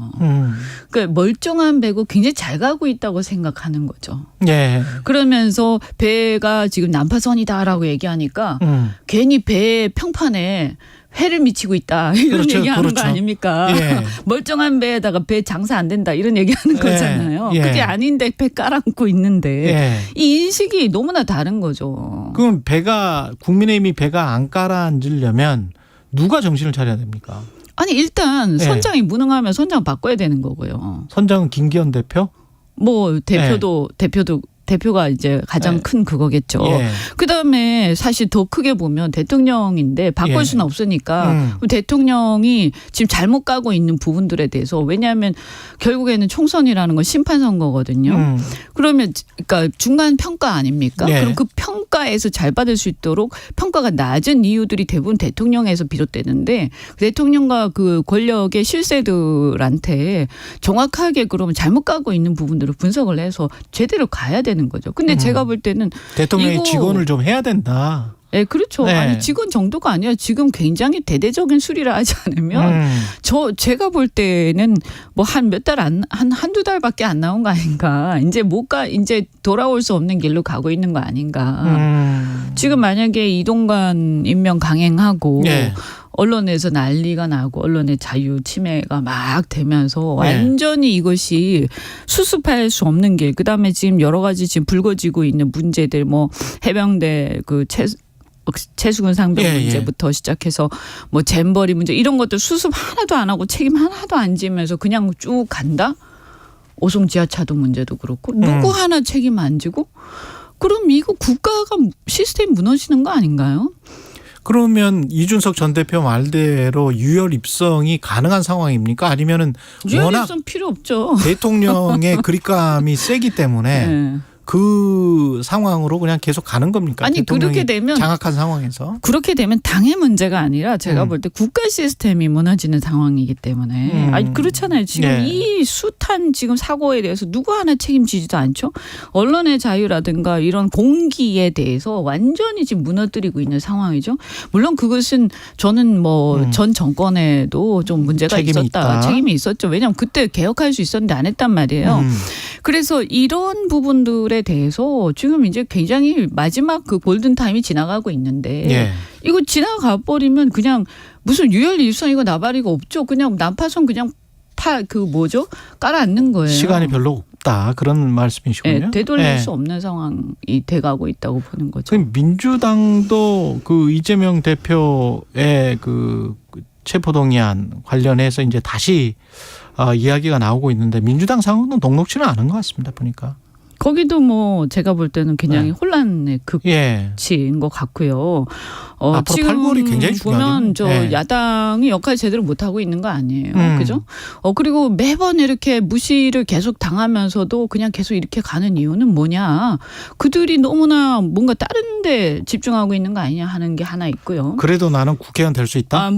지역구에서 다시 당선되는데 돌아다니면서 동네에서 경선에 집중하고 있다든지 뭐 이런 게 있을 수가 있고요. 네. 또 하나는 뭐냐면 아까 말씀드린 것처럼 예를 들어서 어떤 문제에 대해서 정확하게 비판을 하더라도 과거에 자신들이 똑같은 잣대로 봤을 때 문제를 똑같이 일으켰다. 그러니까 진영 논리에 빠져서 갈라치기를 해왔던 부분들에 대해서는 먼저 그 자성을 하면서 우리가 이렇게 우리도 그때 검찰개혁하지 않고 검찰의 손을 빌어서 상대를 치려고 했고 언론개혁을 하지 않고 언론은 오히려 우리가 장악해서 하려고 했고 물론 그 정도의 차이는 있어요. 제가 보면 지금 오히려 더 악랄해지고 있는데요.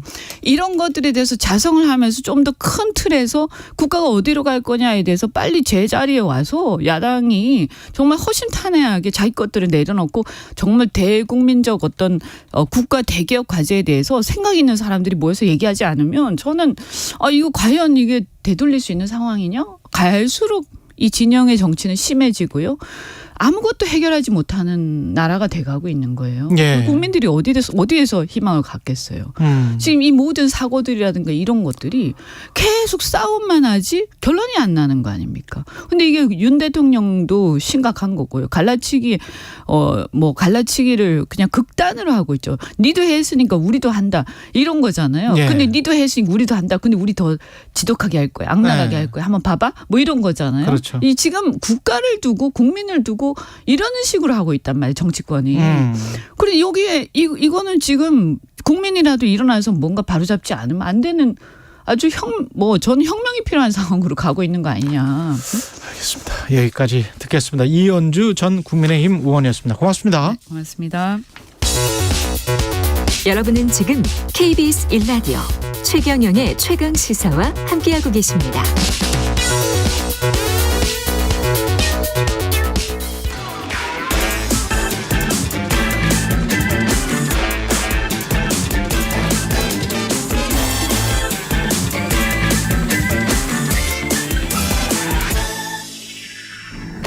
네, 한 번 더 뉴스 시간입니다. 오늘은 한국경제신문 최영창 기자와 함께합니다. 안녕하십니까? 네, 안녕하세요. 백강현 군이라고 영재 TV에도 좀 나왔었죠. 예, 맞습니다. 예, 과거를 지금 자퇴하겠다라는. 근데 아직 자퇴는 안 한 건 아니고요. 네, 그렇죠. 자퇴하겠다고 일단은 지금 발표는 한 겁니다. 합폭 때문에 자퇴를 하겠다 이런 거잖아요, 그렇죠? 그렇죠. 갑자기 지금 그렇게 불거졌는데요. 예.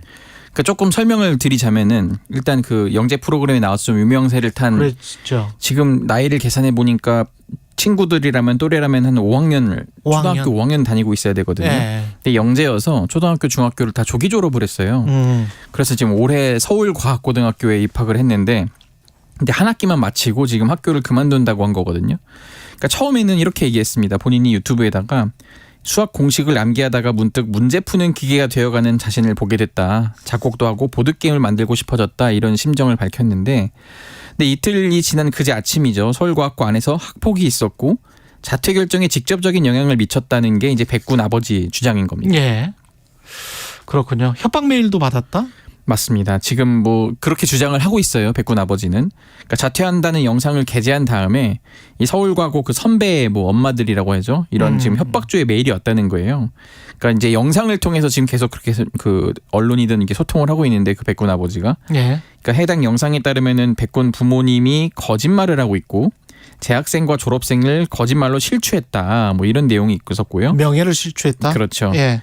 또 대단한 영재인 줄 알았는데 수학을 한 문제밖에 못 풀더라. 강연이 정도면은 서울과학고 애들도 다 된다. 또 유튜브 내리고 학교 이미지 실추시키는 것들 전부 삭제하라. 뭐 이런 류의 메일들이었다고 하고요. 참. 이 백군 아버지는 해당 메일을 보낸 학부모를 경찰에 지금 고발하겠다. 이렇게 지금 강경하게 나서고 있습니다. 야, 공부 잘하는 학부모들이니까 또 학부모들의 미세가 예, 대단하군요. 예. 근데 그 따돌림을 받은 거는 지금 사실입니까? 그러니까 지금 이것도 좀 확인을 할 필요는 있는데 네. 아직은 계속 한쪽 주장만 나오고 있어요. 그렇죠. 그러니까 지난 5월부터 지속적인 따돌림을 당해왔다는 거예요. 그러니까 이제 예를 들어서 학교와 선생님이 이를 알면서도 또 방치를 했다 이렇게 주장을 하는 건데 그 조별 과제를 할 때가 있잖아요. 예. 이제 강연이가 있으면 한 사람이 없는 거나 마찬가지다. 그 조는 망했다고 봐야 한다. 깔깔거리며 웃었고 이 때문에 강영군이 조별 과제를 할 때마다 비참한 심정을 느꼈다. 이렇게 지금 주장을 하고 있고요. 서울과학고 학생들은 또 인터넷 커뮤니티에 강영군을 좀 조롱하는 게시글도 작성을 했다고 합니다. 그러다 보니까 이 백군 측에서는 가해 학생과 분리 조치를 해달라고 요청을 했었는데 이루어지지가 않았고요. 그리고 또 감점을 받더라도 발표를 혼자 할 수 있게 해달라고 요청했는데 그것도 받아들여지지 않았다. 이렇게 말을 하고 있습니다.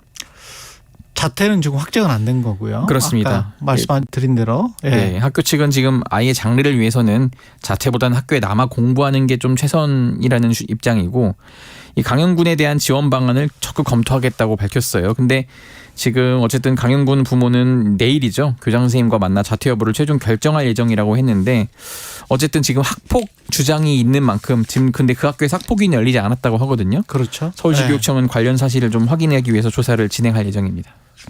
학폭이 있었느냐 없었느냐 그것도 중요하고 학폭위가 열렸느냐 안 열렸느냐 그것도 중요하지만 그 미성숙한 어른들이 그냥 청소년이나 아이들을 미성숙하게 더 만들고 있는 게 아닌가 뭐 그런 생각도 듭니다. 네, 그렇죠. 전반적으로. 이제 네. 뭐 너무 어린 친구가 이제 적응하는데도 좀 어려움은 있었을 거예요, 분명. 그렇죠. 네. 근데 그렇지만 그거를 좀 일부 학생들은 또 같이 도와줬는데 또 다른 친구들은 조금 뭐 그렇죠.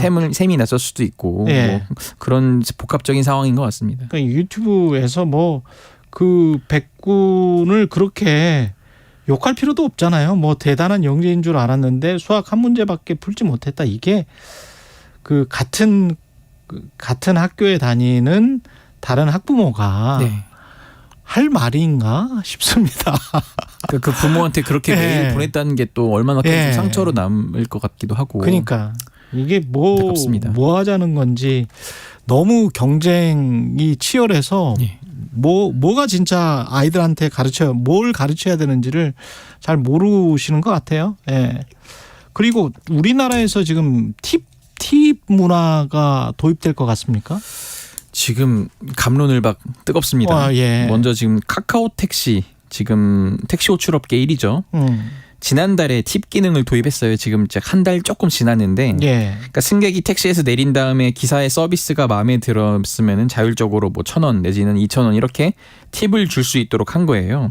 그러니까 물론 사실 카카오가 처음 한 건 아니고 2019년에 타다라든지 2021년에 IM 택시 이런 데가 이제 팁 기능을 도입한 바가 있었는데 하지만 업계 1위인 카카오 택시가 이 제도를 좀 고착화시키려고 하는 데 있어서 갑자기 이제 여기뿐만 아니라 일부 카페나 식당에서도 난데없이 팁을 받겠다고 하면서 지금 온라인상에서 좀 시끄럽습니다. 그러니까 예를 들어서 서울 연남동의 한 카페에서는 열심히 일하는 직원에게 팁은 어떠냐 뭐 이러면서 팁을 요청했다고 하고요. 예. 계산대에 이렇게 뭐 팁 박스라든지 이렇게 놓기도 하고 뭐 5,000원 이렇게 써 있기도 한다고 합니다. 그 손님들의 저항감도 만만치 않을 것 같아요. 그렇습니다. 예. 실제로 이걸로 지금 여론조사가 있는데요. 예. 10명 중에 7명이 반대한다고 답을 했어요. 소비자 데이터 플랫폼 오픈 네. 서베이가 최근 택시 호출 플랫폼 기능 도입에 대한 20대에서 50대 소비자들의 인식을 조사했는데요. 응답자 1,000명 중에 36.7%가 매우 부정적이라고 답을 했고요. 또 이 조사가 이렇게 조사를 합니다. 팁 기능 도입에 찬성 의견과 반대 의견을 좀 제시를 한 다음에 의견을 물었어요. 그랬더니 전체 71.7%가 반대에 더 가깝다 이렇게 응답을 했습니다. 근데 실제로 팁을 주는 사람들도 있고요. 있다고 하더라고요. 그렇죠? 지금 이제 한 달 정도 운영을 네. 했잖아요. 카카오 측에서는 한 2,000명이 팁을 줬다는 거예요. 그러니까 이런 겁니다. 어쨌든 지금 택시에 내릴 때 가장 높은 별점을 승객이 부여하면은 팁을 주겠냐는 화면으로 넘어가잖아요. 아, 그렇습니다. 기본적으로 네. 일단 그 서비스의 기본적인 서비스는 만족을 했다는 거예요. 그 승객이. 그럼 그런 다음에 팁을 줄 것이냐 말 것이냐를 선택하게 하는 건데 그러니까 이런 상황이 있다고 합니다. 아픈 아이가 뒷좌석에서 토를 했는데도 친절하게 병원으로 데려가준 기사에게 감사 인사와 함께 팁을 전했다. 뭐 이런 지금 승객도 있었다고 하고요. 아, 그거는 당연히 그럴 만하네요. 그렇죠? 네, 네. 어쨌든 그런 전제 승객이 만족을 했다는 전자의 팁을 권유하는 거기 때문에 우리가 무작정 달라는 게 아니다. 또 이런 게 있고. 어쨌든 지금 카카오 쪽은 현재 시범 운영을 하고 있기 때문에 운영 방침은 아직 정해지지 않았다고 했습니다. 사실 의무적으로 주는 거는 사실 굉장히 큰 저항감이 있을 거고 미국에서도 사실 거의 뭐 안 줄 수가 없게 돼 있잖아요. 네. 20% 정도는 보통 큰 도시에서는 다 주는데 그 미국 사람들도 사실은 반발하는 게 좀 있죠. 그렇죠. 요즘 예. 뭐 티플레이션이라고 해가지고 그러니까 왜 이런 불만이 나오냐면은 이제 디지털 경제가 돼버려서 사람들이 현금을 잘 안 들고 다니잖아요. 근데 카드를 이제 다 쓰고 있는데 이게 만약에 팁을 이제 포함시킨다고 하면은 그러니까 우리가 서비스를 받은 다음에 그거에 대한 좀 만족감이나 호의로 이제 팁을 주는 경우가 있지만은 팁을 그 서비스를 받기도 전에 먼저 팁부터 이제 들어있는 경우가 있다는 거예요. 맞아, 그거 있어요. 그것 때문에 지금 좀 불만이 젊은 세대에서 커지고 있습니다. 한 번 더 뉴스 최영창 기자였습니다. 잠시 후 8시 반부터 일부 지역국에서는 해당 지역 방송을 보내드립니다. 가자! 배종찬입니다. KBS로 오는 길이 너무 행복해서 다 잊어버렸다. 시사본부가 역시 전통이죠. KBS의 역사라고 봐야 되고 가장 공정한 방송이다. 고정해야 되지 않을까요? 고정해줘요. 배종찬의 시사본부 평일 낮 12시 20분 매일 고정입니다. 일라디오도 고정. 화이팅.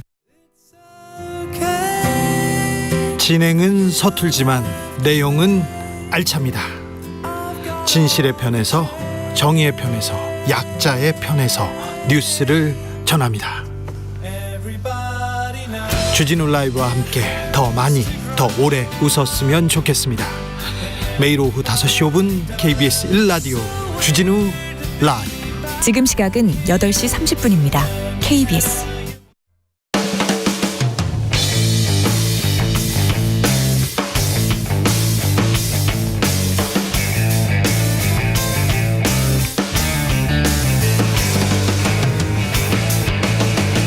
최경영의 최강 시사.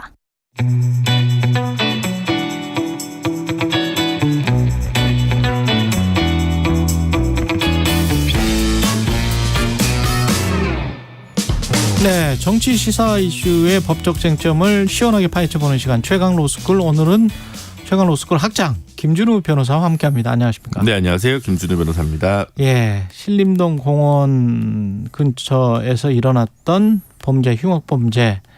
일단 너클을 구입해 갖고 다니다가 범죄에 사용했다는데 이거는 그냥 막 팔고 사고 하는 겁니까? 네, 그런 것으로 알려져 있습니다. 사실 이렇게 일단 뭐 흉기, 무기라고 알려진 부분 중에서 법적으로 규제하는 건 이제 총포 화약법이라고 해서요. 총포 화약법. 네, 줄여서 얘기하는 건데 보통 총포, 도검, 화약류 등의 안전 관리에 관한 법률. 이런 법이 있습니다. 그래서 총, 가스총까지 포함하는 겁니다. 그리고 칼은 이제 15cm 이상. 15cm 도검. 이상. 네, 그러니까 이제 뭐 그냥 그 집에서 쓰는 작은 칼은 뭐 그것까지 규제하진 않지 않습니까? 과도 이런 건 아니고. 네, 그다음 뭐 전자 충격기라든지 뭐 석궁 이런 것들에 대해서는 이제 기본적으로 소지를 금지하되 예외적으로 허용하는. 예외적으로 허용하는 건 어떻게? 아니 뭐 이제 그 신고를 하거나 이제 그런 분들 있지 않습니까? 예를 들면 뭐 멧돼지 잡을 때 엽사가 필요하다든가 뭐 있으니까 이제 완전히 다 금지되는 것은 아니고 또 문화재로서 갖고 있는 분들도 있습니다. 칼 같은 거는 네, 그런 분이다 보니까 이제 어떤 경우에 따라서 이제 하는 건데 이제 원칙적으로 소지는 금지하되 예외적으로 가능하도록 돼 있는 건데요. 너클 같은 경우는 뭐 저도 이건 몰랐는데 요즘 보도를 보니까 해외에서는 꽤 금지하고 있는 국가들, 그러니까 규제 대상에 포함되어 있는 국가들이 꽤 있다고 합니다. 그 정도로 파괴력이 크군요. 글쎄 뭐 아무래도 이 자체가 약간 뭐 공격용이라고 봐야지 방어용이라고 보기엔 좀 어렵다라고 봐서 그런 부분들이 있지 않나 싶습니다. 원래 전쟁 때도 쓰던 거라서 네, 그렇다고 하더라고요. 그랬어요. 네. 피의자 최모 씨의 혐의가 지금 강간등 상해에서 강간등 살인으로 변경됐으니까 형량에는 뭐 큰 차이가 있겠죠. 그렇습니다. 왜냐하면 이제 강간치상죄 같은 경우는 혹은 이제 강간상해죄 같은 경우에 보통 이제 무기 또는 5년 이상. 그러니까 일단 무기가 들어가기 때문에 세긴 합니다. 세긴 하지만 이제 강간살인죄 같은 경우는 이제 강간죄를 범한 자가 사람을 살해한 때거든요. 이거는 사형 또는 무기징역이라고 돼 있습니다. 그러니까 지금 우리나라에 있는 형법전에 있는 것 중에 가장 센 것이라고 보시면 됩니다. 그러네요. 네. 그래서 오히려 이게 다른 범죄에 비해서도 너무 세가지고 이게 맞는 거냐, 여적죄나 뭐 하여튼 반란죄 뭐 이런 거에 비해서도, 왜냐하면 사형이랑 무기징역밖에 없으니까. 네, 그래서 이제 뭐 형사정책상 이게 맞냐 뭐 이런 얘기가 논란이 있을 정도로 제일 세게 되어 있는 거죠. 이 혐의가 인정이 되면은 사형 또는 무기징역밖에 없는 거네요. 그렇습니다. 근데 더 처벌을 이런 흉악범죄가 많이 일어나니까 불안하니까 그냥 처벌을 뭐 강간상해 뭐 이런 것도 네. 처벌을 좀 강화하자 이런 논쟁이 있습니까? 아, 네. 이제 뭐 계속 늘 이제 형사 정책상 흔히들 이제 언론에서 많이 표현하시는 엄벌주의로 죄를 세게 때려서 그 죄가 형법전에 있는 죄들이 갖는 위화력. 내가 이걸 잘못하면 이렇게 무거운 처벌을 받으니 나는 죄를 짓지 않을 것이야라고 얘기하는 차원에서 이제 좀 형량을 계속 뭐랄까요, 인플레이해야 된다고 할까요? 네, 좀 높게 보자라고 하는 견해들이 늘 있고. 또 이제 언론이나 대중의 이제 반응도 그런 경우들이 특히 흉악 범죄가 일어날 때마다 이건 들어오는 것 같습니다. 네.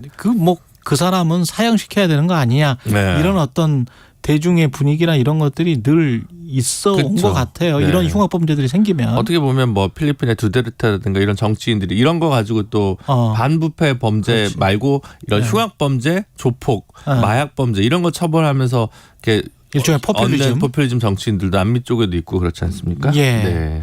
근데 사형 선고가 우리도 내려진 적은 있지만 실제로 집행된 적은 네, 사형 집행은 오래된 것 같은데. 97년이 그렇죠. 마지막이니까요. 네. 김영삼 정부 이후에는 사형이 집행된 적이 없고 네. 실질적으로 사형제 폐지 국가로 국제사회에서 분류되는 쪽이죠. 사실상에. 네, 사실상. 그러면 사형 선고 이퀄 네. 종신형인 거잖아요. 네, 무기징역인 거잖아요. 거의 그렇다고 볼 수 있습니다. 다만 이제 네. 무기징역이면 그건 기결수기 때문에 교도소에 가야 되는데 사형수는 미결수라서 집행이 안 됐으니까 구치소에 있는 게 조금 계속 삶의 그 질이랄까 뭐 하여튼 그게 조금 다른 부분이 있는 것 같고요. 그 다음에 이제 어쨌든 무기징역도 감형 가능성이나 뭐 가석방 가능성이 좀 더 있지 않겠습니까? 그렇죠. 네, 그런 부분이 좀 차이가 있다고는 할 수 있습니다. 그럼 교도소에 있는 게 더 낫다는 말씀이죠. 지금 아까 구치소하고 교도소 사이에서 삶의 질을 말씀을 하시길래. 아니 그거는 저도 저 투옥 경험이 부족해가지고 구치소와 교도소가 어디가 삶의 질이 역시 뭐 지역마다 좀 다르지 않겠습니까? 근데 어쨌든 지역마다 다를 수가 있다. 네, 어느 캠퍼스냐에 따라서 좀 달라질 수 있고 신축이 있고 또 아닌 경우가 있으니까. 근데 어쨌든 지금 그 형사 정책 뭐 교정학 이런 쪽에서 볼 때는 이제 어쨌든 뭐 개전의 정이 있어서 그러니까 모범수로 살면 내가 참여하면 뭔가 좀 달라질 거란 기대값이 있으면 이게 좀 다르다. 그래서 사람 마음도 좀 다를 것 같긴 해요. 그런 건데 만약에 이제 그냥 넌 영원히 여기 있어야 돼. 뭐 미국이나 뭐 어디 뭐 이런처럼 뭐 너는 300년형에 처해 이렇게 이러면 관리도 안 된다는 거예요. 아, 관리도 안 된다. 네. 뭐 어쩌라고 죽여 뭐 이렇게 해버리면 그래서 이제 그 중에서 늘 이제 논란이 많은 게 이제 사형을 이제 폐지한 국가에서 가석방 없는 종신형이냐 가석방 있는 종신형이냐 절대적 종신형이냐 상대적 종신형이냐 이거 가지고 늘 논쟁이 좀 있고요. 이게 좀 철학적인 거네요. 네. 어떻게 보면. 네. 어쨌든 근데 이제 최근에 이런 흉악 범죄가 많으니까 법무부에서는 가석방 없는 종신형, 가석방 없는 종신형, 즉 절대적 종신형을 이제 도입하자라고 하는 입장으로 지금 현재 추진하고 있다는 것입니다. 그 뭐 찬반 문자를 한번 보내줘 보세요. 흥미로울 것 같습니다. 가석방 없는 종신형 같은 경우에 찬성하시는 분들은 그러니까 엄벌주의. 영원히 해야 된다. 물론 그런 사람들한테는 세금도 아깝다. 왜 사형을 안 하냐? 그렇게 주장하시는 분들도 있지. 그런 분들도 있죠. 그러니까. 왜 우리 세금으로? 근데 사형제 같은 경우는 지금도 헌법재판소에 올라가 있습니다만 이론적으로 법학계에서 사형제는 폐지가 늘 우세하거든요. 근데 이게 이제 결정적인 차이는 결국 그겁니다. 그 오판 가능성. 그렇지. 오판하면 어떡할 거냐. 그러면 이거는 뭐 뒤집어 써가지고 몇십 년 후에 진상이 밝혀지는 경우도 있는데. 그렇죠. 그럼 뭐 손해배상도 안 되고 뭐 안 되는 거 아니냐. 아무것도 할 수가 없지. 그러니까 그 비가역성 때문에 마지막에 사형제 폐지론자들이 조금 더 우세한 거죠. 설득력을. 갖게 되는 거죠. 한 사람이라도 실제로 그런 사건들이 있었으니까. 네, 그렇습니다. 미국에서도 한국에서도 있었고. 근데 이제 국민 여론은 좀 다르게 갑니다만 어쨌든 국민 여론은 다르지. 이론적으로는 좀 그런 부분이 있고요. 그러면 가석방 없는 종신형 사형은 그렇고 가석방 있는 종신형으로 우리는 지금 계속 해왔던 거죠. 네, 현재 그런 상황인데요. 이제 가석방을 그럼 언제 시켜주냐라고 얘기하면 기본적으로는 보통 일반 범죄는 3분의 1이 지나야 가석방을 할 수 있거든요. 유기징역을 받았을 경우에. 예. 근데 무기징역을 받은 경우에는 일단은 10년. 일단 10년은 살고. 네. 지금은 20년 죄송합니다. 옛날에 네. 10년 있고 20년은 살고 그 다음에 이제 가석방을 할 수 있는 겁니다. 그렇군요. 네, 그러니까 20년은 살고. 네, 20년은 살고. 그거는 그 사람이 교도소에서 어떻게 생활했느냐 그게 영향을 미치죠. 네, 그렇죠. 무조건 해주는 건 아니고 가석방 심사 기준을 법무부에서 마련해가지고 착하게 살면. 근데 이제 또 이게 재밌는 게 가석방은 10년밖에 못 해줘요. 10년밖에. 네. 그러니까 사실은 20년 살고 10년 가석방 한 다음에 10년이 지났는데 아직 살아 계시네요. 돌아오세요. 돌아가야 돼요 또? 아니 지금 현재 제도로는 근데 이제 굉장히 고령일 때 사실은 보통 저기 하거나 아니면 뭐 나중에 감형이 되거나 이런 경우들이 있을 수 있지 않겠습니까? 그렇죠. 그러다 보니까 이제 뭐 돌아가는 경우는 저는 못 들어봤는데 이론적으로는 그렇습니다. 이론적으로는. 그래서 어쨌든 지금 법무부에서는 이제 가석방 없는 종신형을 이제 도입하겠다고 하는데 이제 국회 통과를 해야겠죠. 근데 사실은 가석방의 결정의 주체는 법무부입니다. 그렇군요. 그렇기 때문에 사실은 그냥 법무부 너희가 가석방을 안 해주면 되네. 그렇죠. 그러면 가석방 없는 종신형이 되네. 그렇기 때문에 근데 이거 굳이 이렇게 하냐. 혹은 지금 20년 기간을 좀 더 늘린다든가 뭐 여러 가지 이제 방법들은 있을 텐데 그냥 가석방 없는 원래 가석방 없는 종신형을 하는 사람 주장하는 사람들은 사형제 폐지를 전제해서 사형제 폐지한 대신에 요걸로 하자. 이렇게 하면 또 뭐 이해가 되는 부분이 있습니다만 사형제를 그대로 둔 상황에서 가석방 없는 종신형을 그냥 도입한다. 이러면 좀 인플레 아니냐. 그러네. 그런 부분도 있고 그다음에 20년이라고 돼 있는 부분에 가석방 심사 기준과 관련해서 법무부가 좀 더 촘촘하게 기준을 마련하면 될 텐데 그냥 시원하게 절대적 종신형을 도입하겠습니다라고 하는 것은 이건 역시 약간의 포퓰리즘 아니냐. 약간의 정치가 들어가 있는 거네요. 국민들한테 주는 메시지. 흉악범죄가 많으니까. 법무부 장관께서 유력 대선 주자다 보니까 그런 의심이 좀 받는 것 같습니다. 대선 주자까지는 아직 모르겠고. 아니, 국회의원 나올지 안 나올지는 모르겠으니까. 네, 올라가 있으니까요. 여론조사 캔디데이트에 올라가 있으니까요. 정치인처럼 보이기는 하죠. 근데 어쨌든 이 가석방 없는 종신형 아까 말씀드렸다시피 형사 정책적으로는 약간 이게 세진다고 해서 범죄 억제가 되냐. 아니, 지금 있는 거거든요. 너 사실은 사형수는 가석방 없는 종신형인 거잖아요, 지금. 그렇죠. 근데 그렇다고 지금 흉악범죄가 바뀌냐라고 하는 분석도 있고.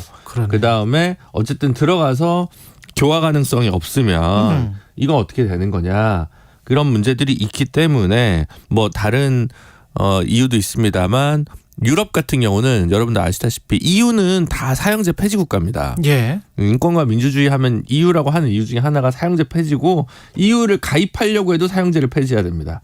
터키가 그래서 이제 가입이 잘 안 되는 이유가 있었던 건데요. 근데 이제 독일 같은 경우는 이제 헌법재판소에서 근데 가석방 없는 종신형도 위헌이야. 라고 한 거거든요. 그것도 벌써 한 78년입니다. 78년도에 그렇게. 네. 그러니까 독일은 48년인가에 사형제를 없애면서 이제 가석방 없는 종신형을 대체 입법을 한 건데 그러고 나서 또 한 30년 지난 78년에 이렇게 간 거고 유럽 인권 재판소 같은 경우도 한 10년 전쯤에 어떠한 감형 가능성도 없는 종신형이면 유럽 인권 협약 위반이다 이런 결정을 내린 적이 있거든요. 그래서 이제 하여튼 그런 부분들 봤을 때 외국에서 보면 인권이 퇴행하고 있는 거 아니냐 한국이 이렇게 좀 볼 여지가 있다는 거죠. 그러네. 이현주 님이 신림동 사건 같은 경우에 오판 가능성이 있나요? 무조건 엄벌해야죠. 이런 말씀하셨고요. 3827님은 이미 사형제가 존재하고 있고 처벌 규정도 있지만 범죄는 계속 발생하잖아요. 조금 더 예방책에 집중했으면 좋겠습니다. 이런 뭐 늘 있는 논쟁인 것 같습니다. 그렇습니다. 그렇기 때문에 뭐 어떤 데서는 뭐 예를 들어 CCTV를 뭐 예를 들면 더 늘리자 이런 경우도 있는 거고 뭐 다양한 방법이 있는데 단일한 처방전으로 해결될 수 있는 문제가 아닐 텐데 이것도 그럴 것 같아요. 그렇죠. 복합 처방전이 필요할 텐데 센 거 어디 제일 센 거 없냐라고 하는 걸로는 문제 해결이 잘 되지는 않지 않을까 싶습니다. 김준우 변호사가 방금 전에 터키라고 한 게 있는데 튀르키예라고 해야 되는군요. 튀르키예입니다. 정정해드리고요. 옛날 사람이어서 죄송합니다. 아니 미국 언론은 아직도 터키라고 하더라고요. 네. 그 인간들은 고집이 있습니다. 네. 예. 본인들 편하면 그냥 계속 그 국적을 그렇게 불러버리더라고요. 이쪽에서 그렇게 부르지 말라는데 네. 예. 본인들은 우리는 그게 편해 뭐 이러면서 계속 그렇게 부르더라고요. 예. 그러나 튀르키예입니다. 여기는 한국이기 때문에 네. 다른 제도 하나만 여쭤볼게요. 네. 이 정신질환자 같은 경우에 네. 사법 입원제 네, 네. 이게 뭐죠? 그러니까 지금 이제 예. 사람의 인체를 구금할 수 있는 제도가 대표적으로 이제 구속이 있지 않습니까? 예. 근데 그거 외에 이제 강제 입원 제도가 있습니다. 강제 입원 제도는 이거 보통 이제 정신건강복지법에서 규정을 하고 있는 건데 예. 제일 많은 게 이제 보호 입원입니다. 그러니까 보호자 2명이 신청을 하고 전문의 2명이 확인을 하면 예. 말하자면 정신병원에 넣는 거죠. 비자의적으로. 예. 비슷한 제도인데 그중에서 이제 지자체나 경찰이 신청해가지고 하는 행정 입원도 있는 거죠. 예전에 뭐 이재명 시장의 그 뭐 형수 형 뭐 이런 관계 있지 않습니까? 예. 그것도 이제 그런 걸로 좀 보시면 되는데 예. 그런 이제 행정 입원, 응급 입원 이런 게 있거든요. 지금 현재 있어. 네네. 예. 근데 이거 가지고 조금 더 법원에서 제대로 판단해야 되는 거 아니냐? 신체의 구속인데 그렇겠죠. 제대로 된 어떤 절차적인 보호 권리도 이제 보장받아야 되고 예. 이렇게 가야 되니까 사법 입원제를 하자. 사법. 그래서 사법부에서 결정을 네. 하자. 그 말이군요. 그런 논의가 이제 늘 있고 법안이 종종 올라오는데요. 예. 조금 여러 가지 쟁점이 많이 있습니다. 이것도. 이것도 뭐 쟁점이 있는데 시간이 없어가지고. 시간은 늘 없고. 예. 예. 근데 이게 판사가 부족하다는 거예요. 쉽게 얘기하면. 쉽게 이야기해서. 예. 그리고 판단할 지금 판사가 부족하다. 그런 거죠. 전문성도 부족하고. 그렇겠네. 지금은 이제 전문의가 해야 되는데 무엇보다 지금 정신건강 관련 전문의도 다른 기초의학처럼 부족합니다. 부족하다. 시설도 부족하고. 네, 그래서 이런 거 하려면 인프라부터 먼저 갖춰야 될 것 같습니다. 여기까지 듣겠습니다. 최강 로스쿨 김준우 변호사였습니다. 고맙습니다. 감사합니다. 이 시각 출근길 교통정보입니다. 비 오는 지역이 많아지고 있습니다. 인천 지역 곳곳에도 비가 많이 내리고 있는데요. 출근길이 더 복잡해지고 있고요. 사고도 발생하고 있습니다. 수도권 제1순환고속도로 판교에서 일산 쪽입니다. 계양 부근에서 화물차 관련 사고가 있었는데요. 장수부터 영향을 받고 있습니다. 제2경인고속도로 성남 쪽으로는 하객 분기점부터 정체가 심한데요. 서창 분기점 부근에 사고 있습니다. 영동고속도로 강릉 방향 용인 부근 지나기도 답답하시죠? 4차로에 화물차 관련 사고가 있어서 마성 터널부터 영향을 받고 있습니다. KBS 교통정보센터에서 이현입니다.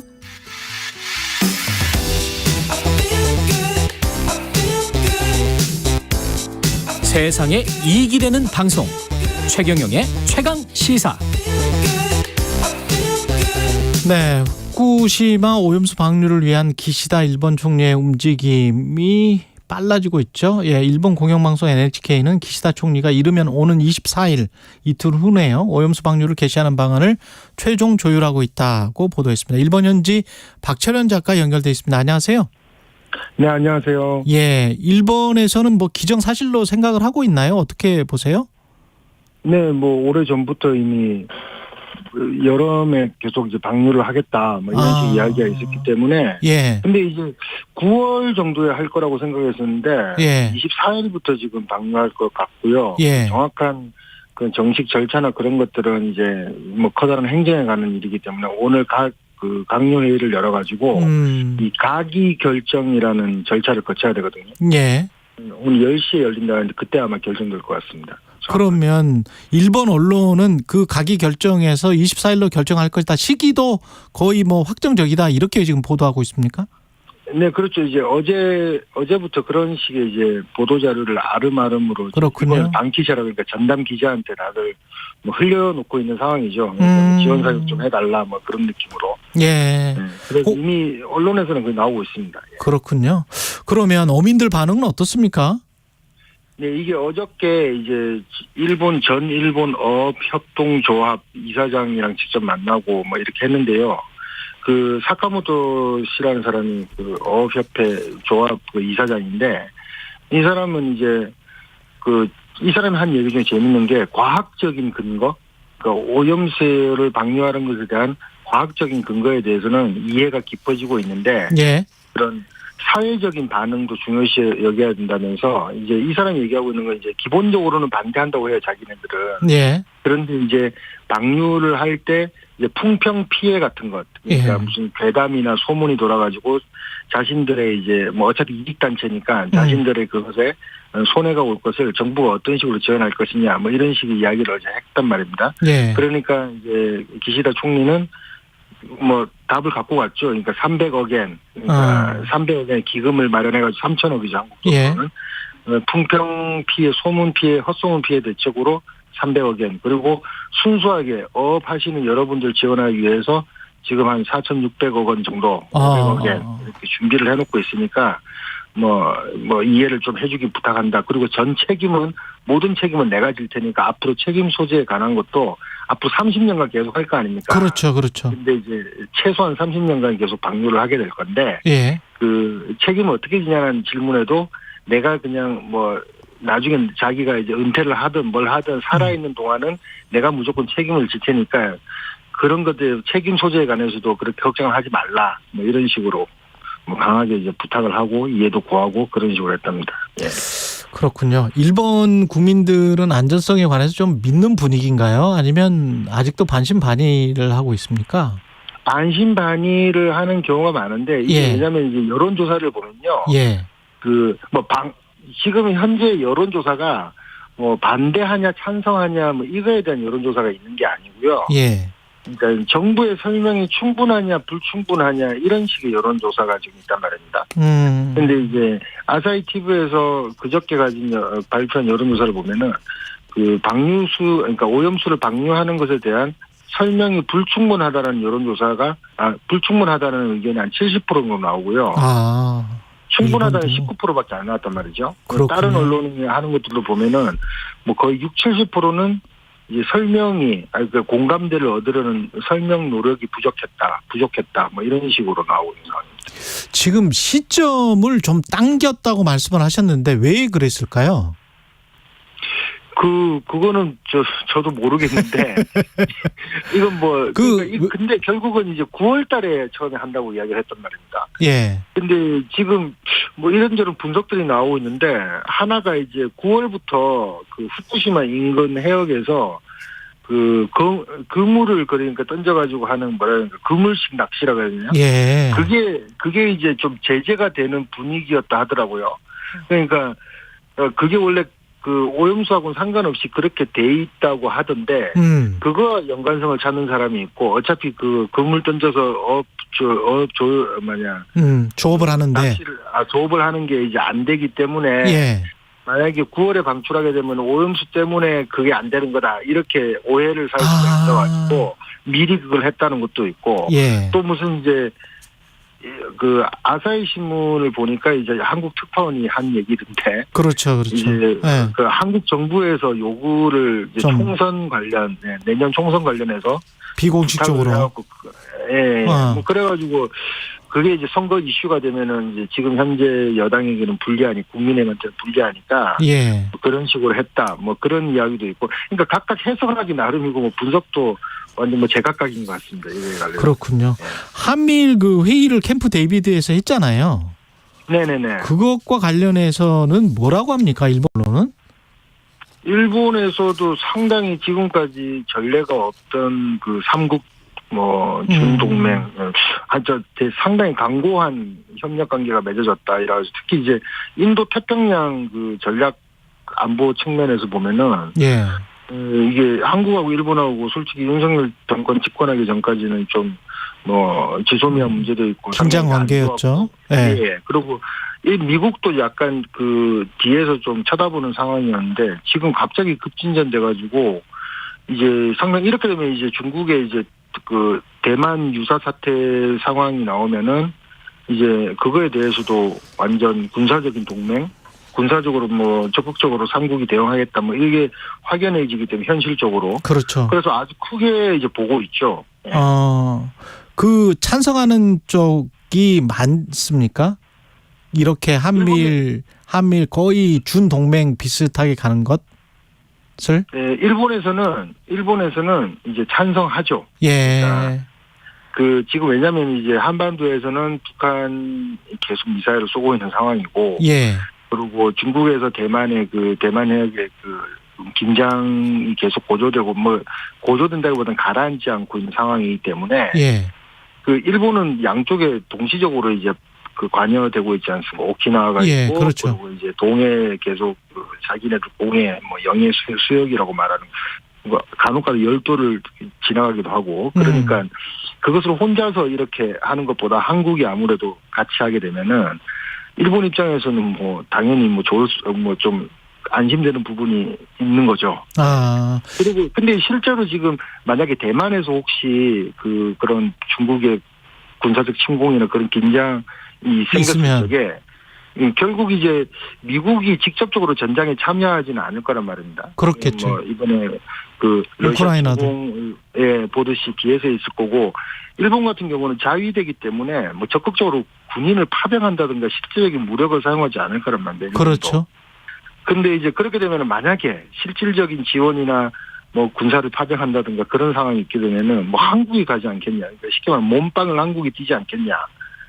이런 이야기도 있죠. 그러니까 실제로 미국에서도 한국의 해병대 이야기를 해요. 실제로. 또. 그렇죠. 거기가 섬이기 때문에 대만이 또. 예, 그렇죠. 그러니까 예. 만약 파견되게 되면은 한국의 해병대가 가장 전투력이랄까 그런 수준이 높기 때문에 뒤에서 돈이나 지원이야 그냥 하면 되는 거지만 실제로 그렇죠. 희생되거나 가서 전장에 뛰어들어서 국제적 비난을 받을 수도 있고 희생되는 사람은 한국이니까 한국이 될 확률이 현실적으로 높죠. 그러니까 그런 부분을 지적한다고 생각하면은 일본 입장에서는 솔직히 손해 볼 게 없는 이번에 해담이었다 이렇게 예. 보는 게 높죠. 예. 한 2분 정도밖에 안 남았는데요. 그럼에도 불구하고 기시다 총리 지지율이 하락세인 거는 물가나 이런 것 때문에 그렇습니까?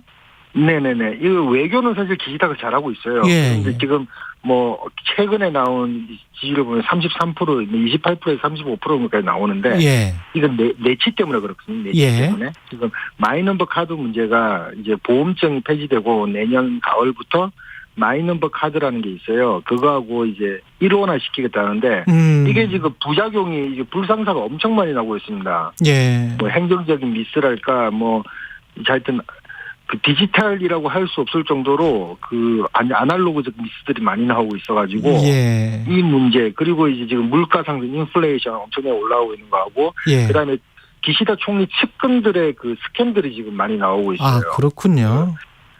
방 부장관이 예를 들어서 밤에 자기 와이프 두고 이제 술집에 놀러 다닌다든가 술집 여자랑 썸띵이 있다든가 그리고 결혼 정보 업체에서 돈을 기부받은 사실을 놔두고 저출산 대책으로 결혼식 비용을 국가 예산으로 되겠다라는 그런 로비가 있다든가 그런 문제들이 지금 상당히 많이 나오고 있어요. 그래서 일본도 난리군요. 설명을 안 하고 있죠. 예.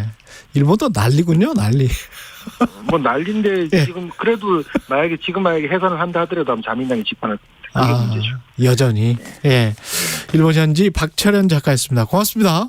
네, 감사합니다. 예. 8월 22일 화요일 KBS 1라디오 최경영의 최강시사였습니다. 고맙습니다.